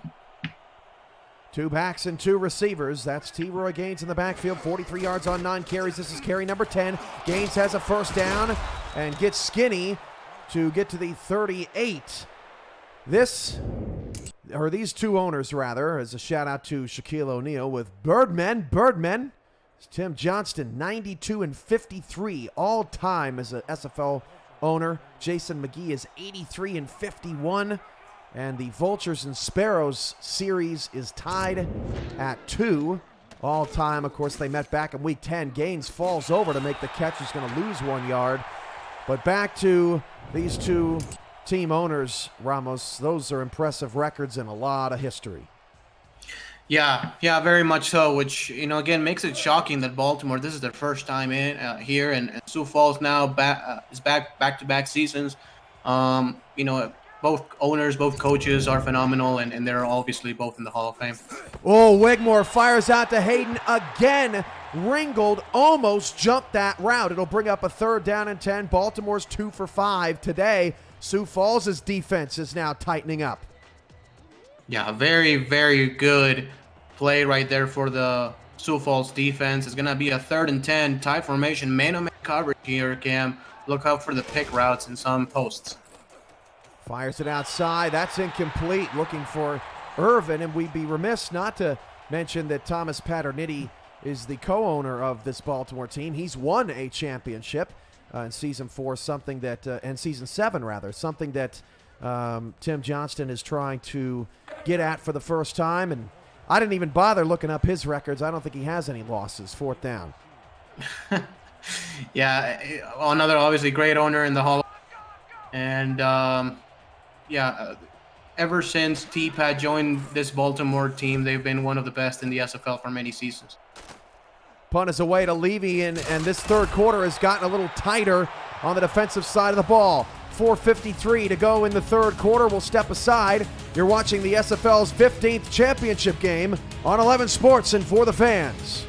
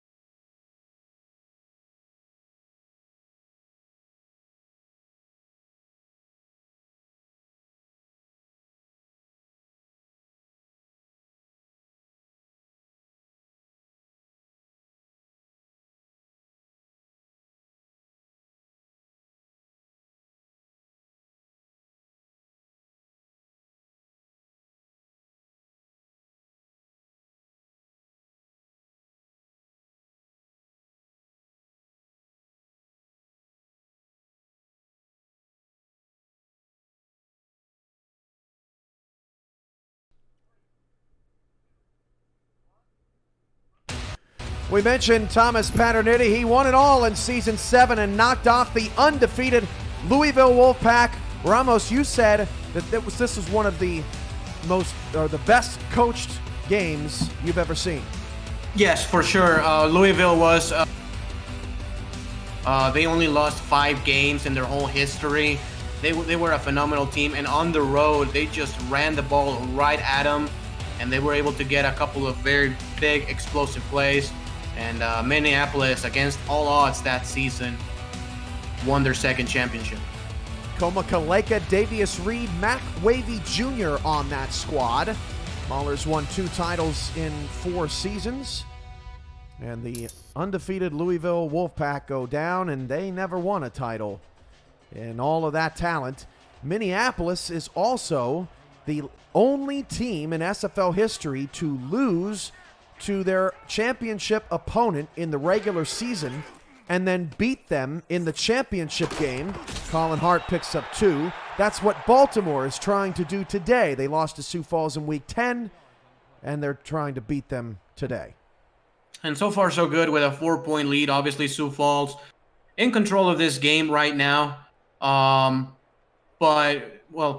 control of the ball right now. But this defense, again, has only allowed 6 points to the Sparrows. The touchdown that they have was on a pick 6, if you're just joining us. So the Vultures have been able to bend but not break. Colin Hart breaking the defense. Hart, one man to beat, and he can't beat him. Another touchdown-saving tackle. Brilliant work by Alvin Mack, who's up to 10 tackles in the game.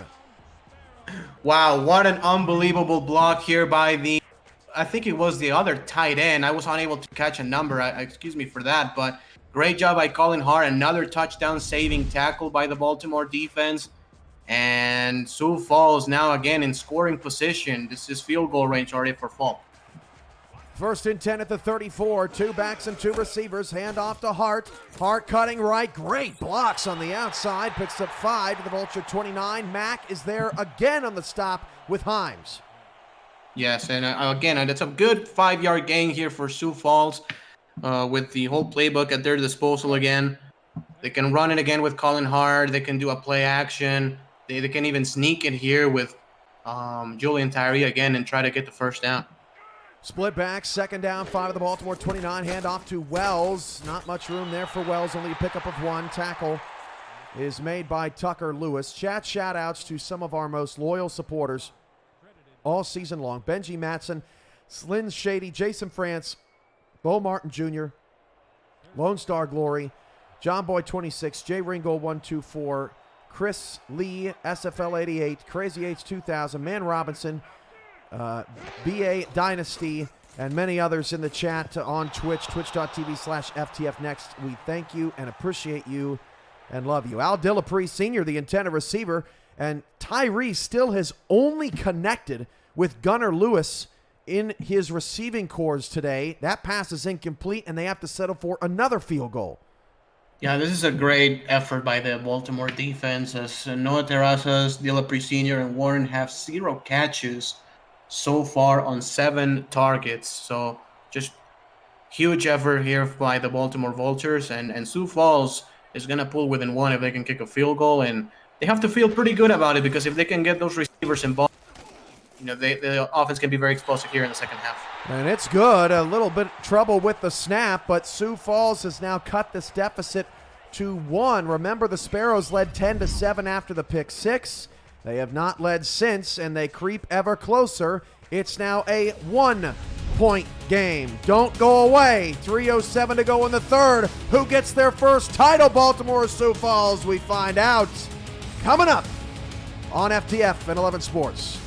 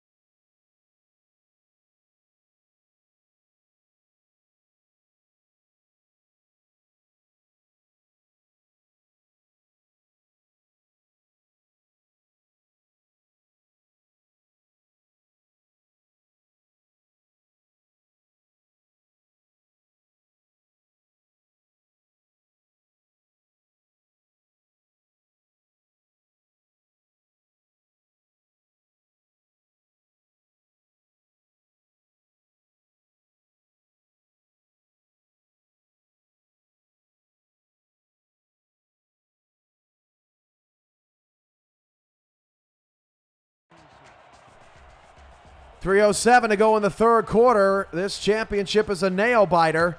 Art Vandelay, Tom Rahman, Ramos Lynn, Cameron Irvine here with you as Bolt will take a knee in the end zone. Well, Skinny G, 517 in the chat says, "Hey, Cam, where can I get one of those team's championship jerseys?" Well, Sector 6 is the official apparel provider of the Simulation Football League, and championship shirts will be available for the winning team following the game.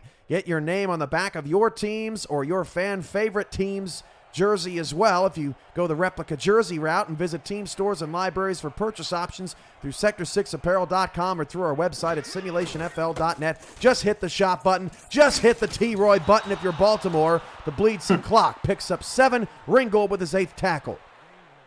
Yeah, Jay Ringgold has, again, been all over the thing. That Sioux Falls win. He may be the MVP of the championship game now with 2 interceptions and 8 tackles.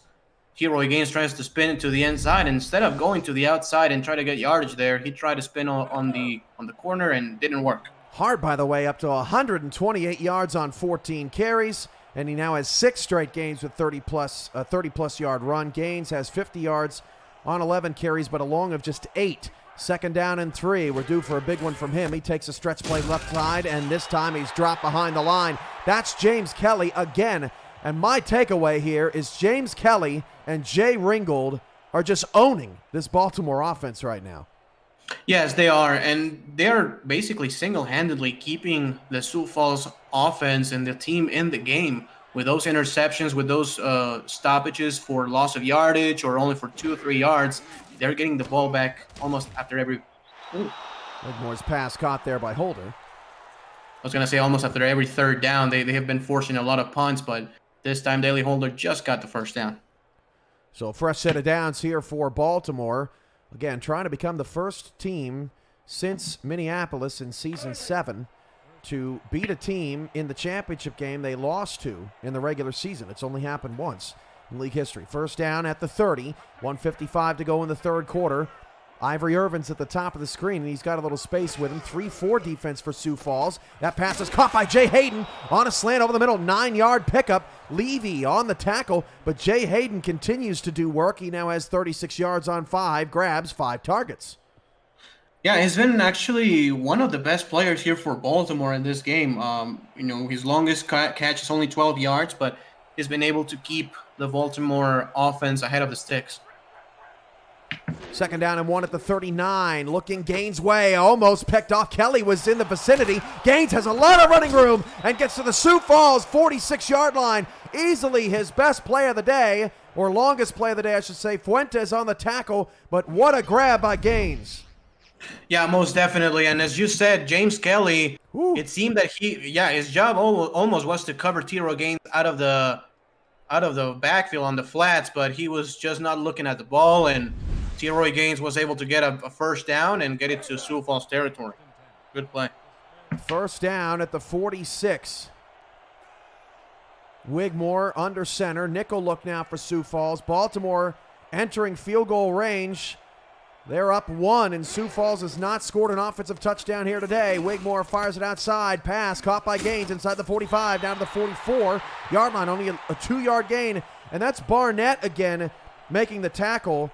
And it could come down to one of these DBs in the slot. Very unique teams that they both have slot DBs. Barnett been outplaying Stack and Paper today, but both have made an impact. Yes, they have, and it's a very, very important part of those defenses, especially because they are both going to nickel defense a lot. Pass caught. Hayden. Fuentes makes the tackle, but Hayden is as sure-handed as they come over the middle again. And this third quarter just flown by. As put your force up, everybody. Wow, what a fast third. Baltimore 17, Sioux Falls 16. Vultures on the move, and Wigmore's up to 200 passing yards. You're watching the SFL's 15th championship game at 11 Sports, and for the fans, you don't want to go anywhere.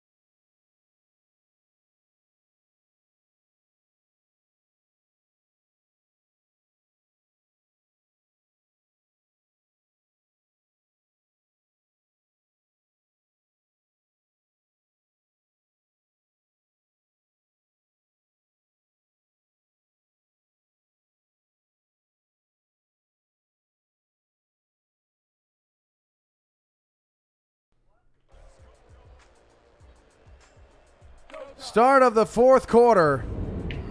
Here from Sioux Falls, Ramos Lynn, Cameron Irvine, your commentary crew today. Baltimore trying to make this possibly up to an 8-point game with a touchdown and an extra point. That would be huge.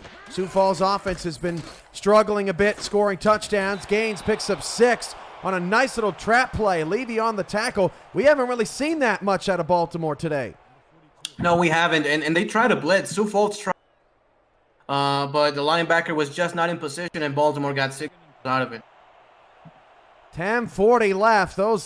That clock is looking mighty precious now here for Sioux Falls. They need to get the ball back. 7 in the box. Handoff Gaines. Gaines is flattened by Alex Parker. 4.2 yards a carry for Gaines. It's 3rd down and 5. But Gaines, who's already fumbled before, he's lucky he didn't fumble. These are the top duos. I call them the law firms of the league. Fuentes and Fargo each have 4 forced fumbles, only behind Itera and Jackson for teammates most all time. Yeah, some of the best linebackers in the whole SFL putting some work.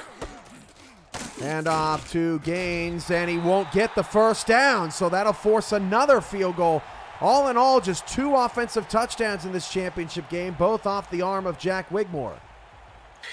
Yeah, and Baltimore, this field goal is incredibly important to be within 4 because obviously Sioux Falls then needs a touchdown to win this one. And again, this is the game Sioux Falls wants to play. They want to keep it under 50 points combined, and they have a chance with their next offensive possession to go win the game. 43-yarder for Tarkington. That kick is good, and his streak continues. Now 76 in a row, and it's 20-16. Baltimore back up by 4, cancels out the previous field goal from Sioux Falls. No matter how you slice it, I think Sioux Falls is going to have to get a touchdown here at some point. Yeah, most definitely. They need some out of their offense. They've gotten a couple of really big plays with Colin Hart, but then the Baltimore defense has been able to stifle them. So they need to put the ball in the end zone and involving their other wide receivers. A.J. Warren, Dilip Sr. still with 0 catches. And a kneel down from Levy. Not at the top of the leaderboard today. Fear not. Every point you earn goes to the Crowd Store when you play Crowd Play in the SFL, where you can rack up points to earn gift cards from partners like Xbox, Nike, Target, Uber, Domino's, and more. Visit the rewards portion of the Crowd Play app to see how many points you can redeem for gift cards for your favorite places today. And even if you're not playing today, you still may have some points in there, so make sure you get those redeem rewards. 1st down and 10 at the 20. Tyree fires it outside to Wells. That play has not been effective today. Wells picks up 1. Bolt on the stop. Wells overall has now 7 touches for 6 yards. Done a nice job on him. Yeah, and Baltimore has done a great job with every play where you have a lot of different options. You have a very deep route, and then you have a couple of swing passes to your running backs. But Baltimore was covering everything and only a 1-yard gain for the Sparrows. 9 minutes to go. How many opportunities is Sioux Falls going to continue to get? Quarterback sneak and stacking paper. Puts him down. A 4-yard loss. Very slow to get up as Tyree. 3rd and 6 coming up. And Julian Tyree is obviously the third head on this three-headed monster running the ball for Sioux Falls, but they need to be careful in protecting their quarterback. He's now 6 yards away from that synergy mark. 3rd down and 6 out of the shotgun. Back to pass, running slants. That pass off the head! Oh, off the head of Terrain James! And Bo picks it off. Unbelievable! Yeah, that's really tough luck there for Sioux Falls. They had Giovanni Bolt gets the interception, and Baltimore is very close from scoring position once again. And you have to think, Cam, if they score a touchdown here, is 11 points insurmountable because Sioux Falls has not been able to put the ball in the end zone offensively. It hit James in the head.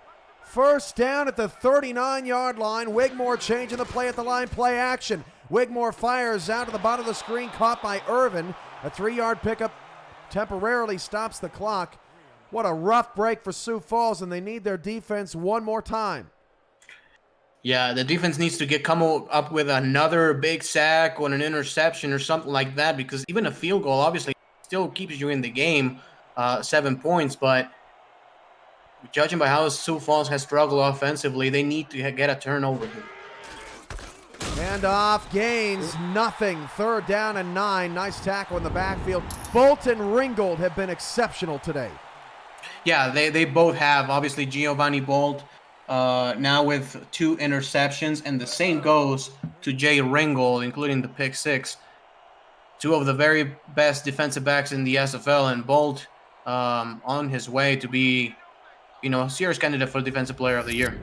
A pair of safeties with picks today and 4 pick 6s for their career, and that ball is knocked away by Ringgold, and Baltimore will have to punt the football. What a stop. A 3-and-out from Sioux Falls off the interception.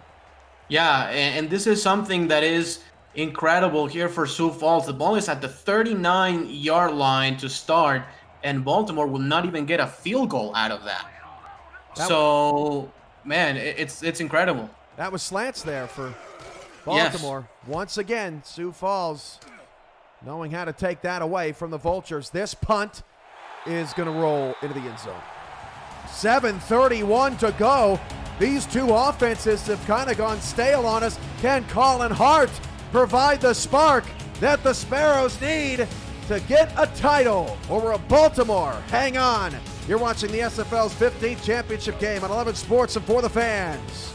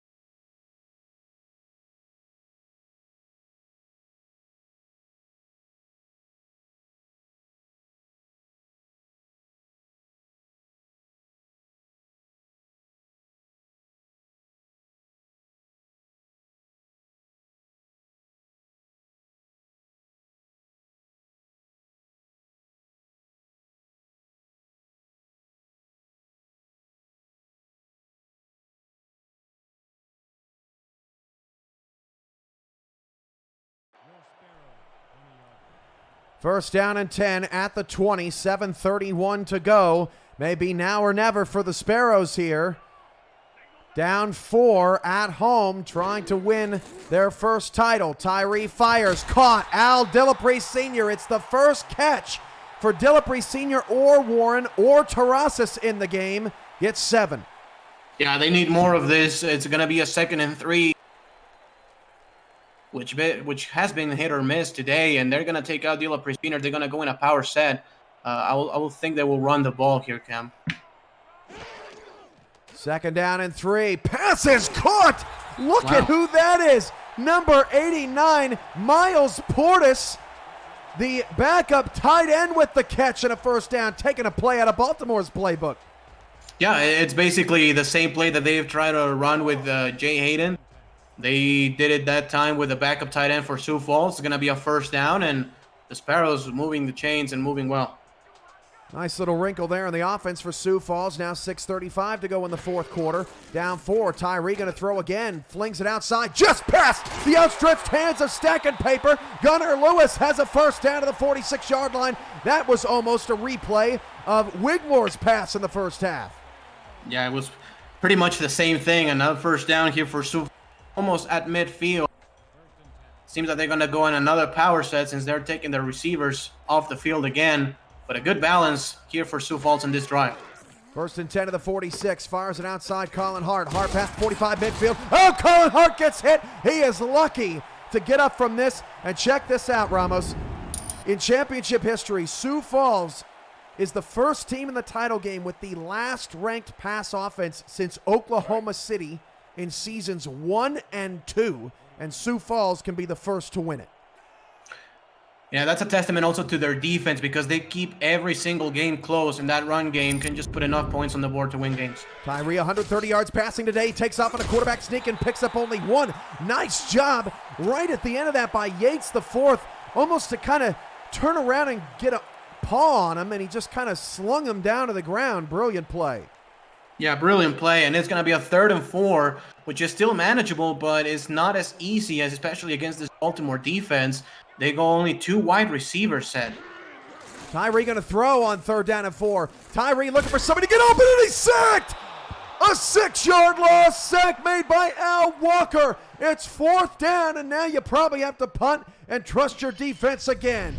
Yeah, you have to punt. With a 4th and 10, you have to punt. I mean, this is so unfortunate here for Sioux Falls, because even if it was incomplete 4, you can go for it, but 4th and 10 is way too hard, especially again against this Baltimore defense. They will just have to trust the Sioux Falls defense again. Bolt back to return. It's been quiet so far today, at least in the return game.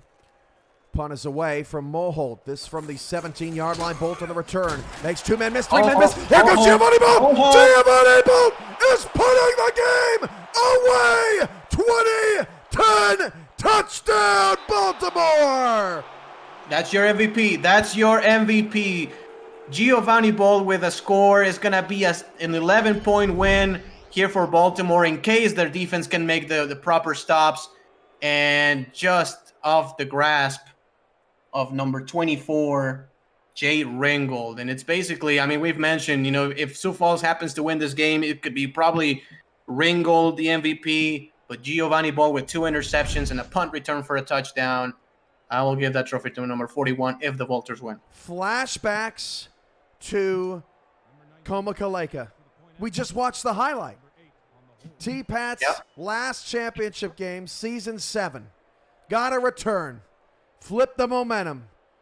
Now Sioux Falls, who doesn't have an offensive touchdown today, is probably going to need 2 in the next 4 minutes and 20 seconds. The Baltimore Vultures trying to win the championship as a 4 seed. Wow, on the road. What a play from Bolt. It's not over yet. Plenty of time. Sioux Falls on the ropes. You're watching the SFL 11 Sports and for the fans.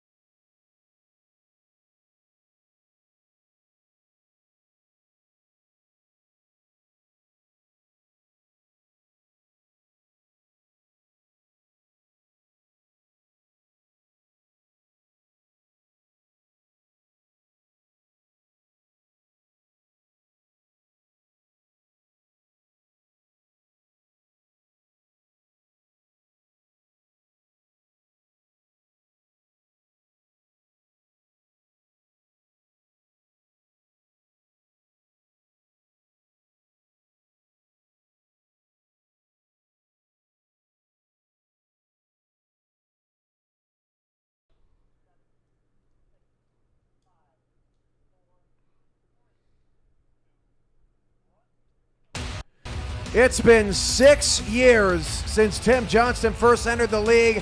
Look at this old school 1985 VHS footage. Mike Dazzo to Nick T. Quick, down 3 points. Again, this is Tim Johnston's first game ever. 1 second left. A 52-yarder to tie the game is good against the New York Knights. then another bomb, and another kick to win the game. This was an SFL Classic, Ramos.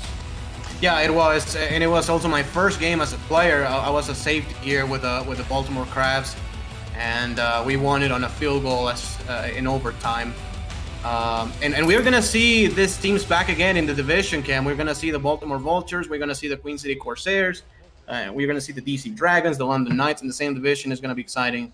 And just let me correct myself. In the previous punt return, I said 11-point win. I meant 11-point lead. I apologize for that. Not counting out Sioux Falls just yet. And Levy can't get a return because Baltimore's got the win. Yeah, no, that's huge, because even though AJ Levy has a full danger in every return he gets, so that's crucial. T-Pat is all over me today. Who was coaching in that game? He is looking for some love today. I don't blame him. He's about to get another championship. It'll be his third, unless Sioux Falls can make a comeback here. 4:18 to go in the fourth quarter. Tyree's pass is incomplete. Bolt saves the day again. Coming over late, looking for Delapre Sr. Man, that was very close from being almost the game now for the Baltimore Vultures. Who was coaching that game? Actually, T-Pat was a defensive coordinator, and Vertigo was the offensive coordinator of the Baltimore Crabs back then. Mm-hmm. Second down and 10 at the 20-yard line. Now again, 4 wide here. Tyree, 15 of 26, just 132 yards. We touched on they had the lowest passing yards per game offense in the league. That pass is caught by Delapre Sr. That's a 9-yard pickup. They'll run no huddle here. It's hurt them here today in the second half when they've needed a passing game and they've had to go away from Hart. That pass is caught. Oh, what a stick to Warren with his first catch. Wow, what a play. And Sioux Falls has the correct game plan here in this no-huddle, Cam. 3:48 to go. Tyree's pass is nearly picked by Stack and Paper. Lewis, the intended receiver, his 9th target. Second down. That could have been the game sealer. Yeah, that could have been the game right there for the Vultures, but it's going to be a 2nd and 10, and they need a huge play here, Cam. They need to hit Gunnar Lewis in a post or a corner route. He needs to break a tackle, do something, because time is taking, only 3:47 left in the game. Second down at the 41-yard line, 3:47 to go. Tyree will fling it deep. It is knocked away in double coverage. There was nobody open. That was a wing and a prayer. Third down. Brown applies pressure. Great coverage again by the defense. They know that's the man they have to cover. That's number 1 receiver, and they double covered him. It's going to be a 3rd down and 10, and Sioux Falls cannot do this kind of like slant routes anymore. They need to throw the ball deep and get the first down here. 3rd down and 10 at the 41-yard line. Empty backfield, 5 wide, and a dime look for the Vultures. 8 on the play clock. Tyree throws it out. That's a 4th down. Lewis picks up 5. You know, obviously what this tells you is that they're going to go for it on 4th down. They better. So they're just trying to make it a 4th down just a little bit more manageable. But, yeah, you have to run past the sticks. I mean, Julian Tyree is finding whoever is open, but you need to move the chains here. Yeah, you can't run that route short if you're Lewis here at the bottom of the screen if they decide to go that way again. Dime look on 4th down and 5. Tyree back to pass, fires short. Oh, the pass was a little behind to Russ as he makes a brilliant catch to move the chains. His first catch of the day is the biggest one of the day for Sioux Falls. 3:25 to go. Sioux Falls is driving, fires Delapre Sr. caught near the first down marker at the 30. Maryland on the tackle. They're keeping doing the slants. Slants again. Tyree looking. Caught at the 16-yard line. LaShaw. It will be interesting to see if they throw the ball deep after so many short passes. Let's see if they can put the ball in the end zone. 1st and 10. Tyree has to take care of the football. The passes caught by Lewis. And he's down to the goal line. Oh, this is trouble. Yeah, I will challenge this one if I'm Sioux Falls. I think just right over the line. Tyree at the goal line. No touchdown. Time is ticking. Tyree to throw. He is going to duck out of a sack and then get sacked at the 6. You have to huddle up and you have to think of a better play here. Walker's playing linebacker right now. Tyree, end zone, knocked up in the air and incomplete. 3rd and goal, stops the clock. Best thing for Sioux Falls right now. But how about Al Walker playing linebacker in the no huddle? Yeah, I mean, Baltimore first was in a 4-man front, and then they went to a 3-2 defensive formation. So the lineman had to go play linebacker, and that was a mismatch. And Sioux Falls tried to exploit that, but coming up a bit short. That was a brilliant play right at the goal line. Another terrific defensive stand for this Baltimore team trying to hold Sioux Falls out of the end zone. Tyree's pass is knocked away. They cannot score a touchdown against the Vultures today. 4th down. Yeah, it's 4th down. They have to kick a field goal and make it an 8-point game here, Cam. You don't have to actually go for it. But, man, it's so important now. Sioux Falls may want to kick an onside right after this, even though they have 3 timeouts left. You have to. So, yeah, let's see how the onside goes, but they first have to kick this field goal. Baltimore's been so efficient, but again, they were on the goal line. This could be a 3-point game with 2:22 to go, but instead it's probably an 8-point game as Falk's field goal rather is up and good from 22 yards. Another red zone field goal for Sioux Falls. No, yeah, and that really that's the game, Cam. I mean, instead of 12 points and you can turn 2 of those into touchdowns, that's 8 points. That's a 27-27 game. So Baltimore's defense has been unbelievable tonight, and you can give the MVP to any one of those defenders. I chose Bolt because of the punt return, but man, all of them have been great. Onside, and it's recovered. And the recovery is made. Nice job, Marvin Johnstone. And now Sioux Falls has to play defense. We've been here before. The ball was on the 39-yard line of Sioux Falls for Baltimore, and they got nothing. Yeah, no, and it's the same exact 39-yard line here for Baltimore. 3 points may put this out of reach. I will run the ball to T-Roy Gaines here, Cam. They're going to throw. Hayden is covered. Oh, it's almost picked again. My God. I can't believe Ringgold has not gotten a paw on that. That was such a dangerous throw, but the clock continues to move thanks to another brilliant catch from Jay Hayden, his 7th on the day, and it takes us to the 2-minute warning.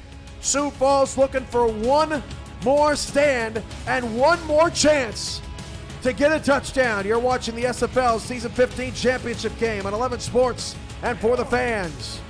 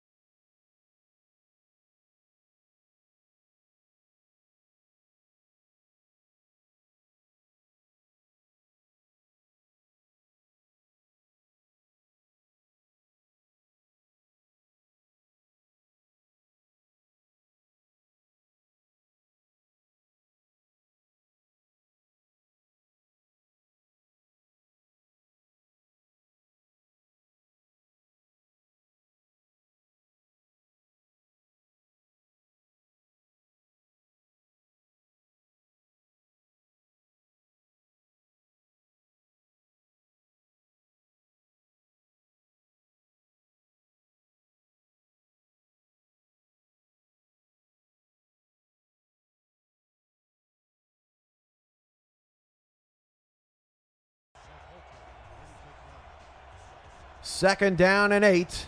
2 minutes to go. All 3 timeouts for Sioux Falls. They have to get a stop here.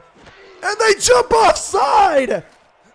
And Hayden gets the first down!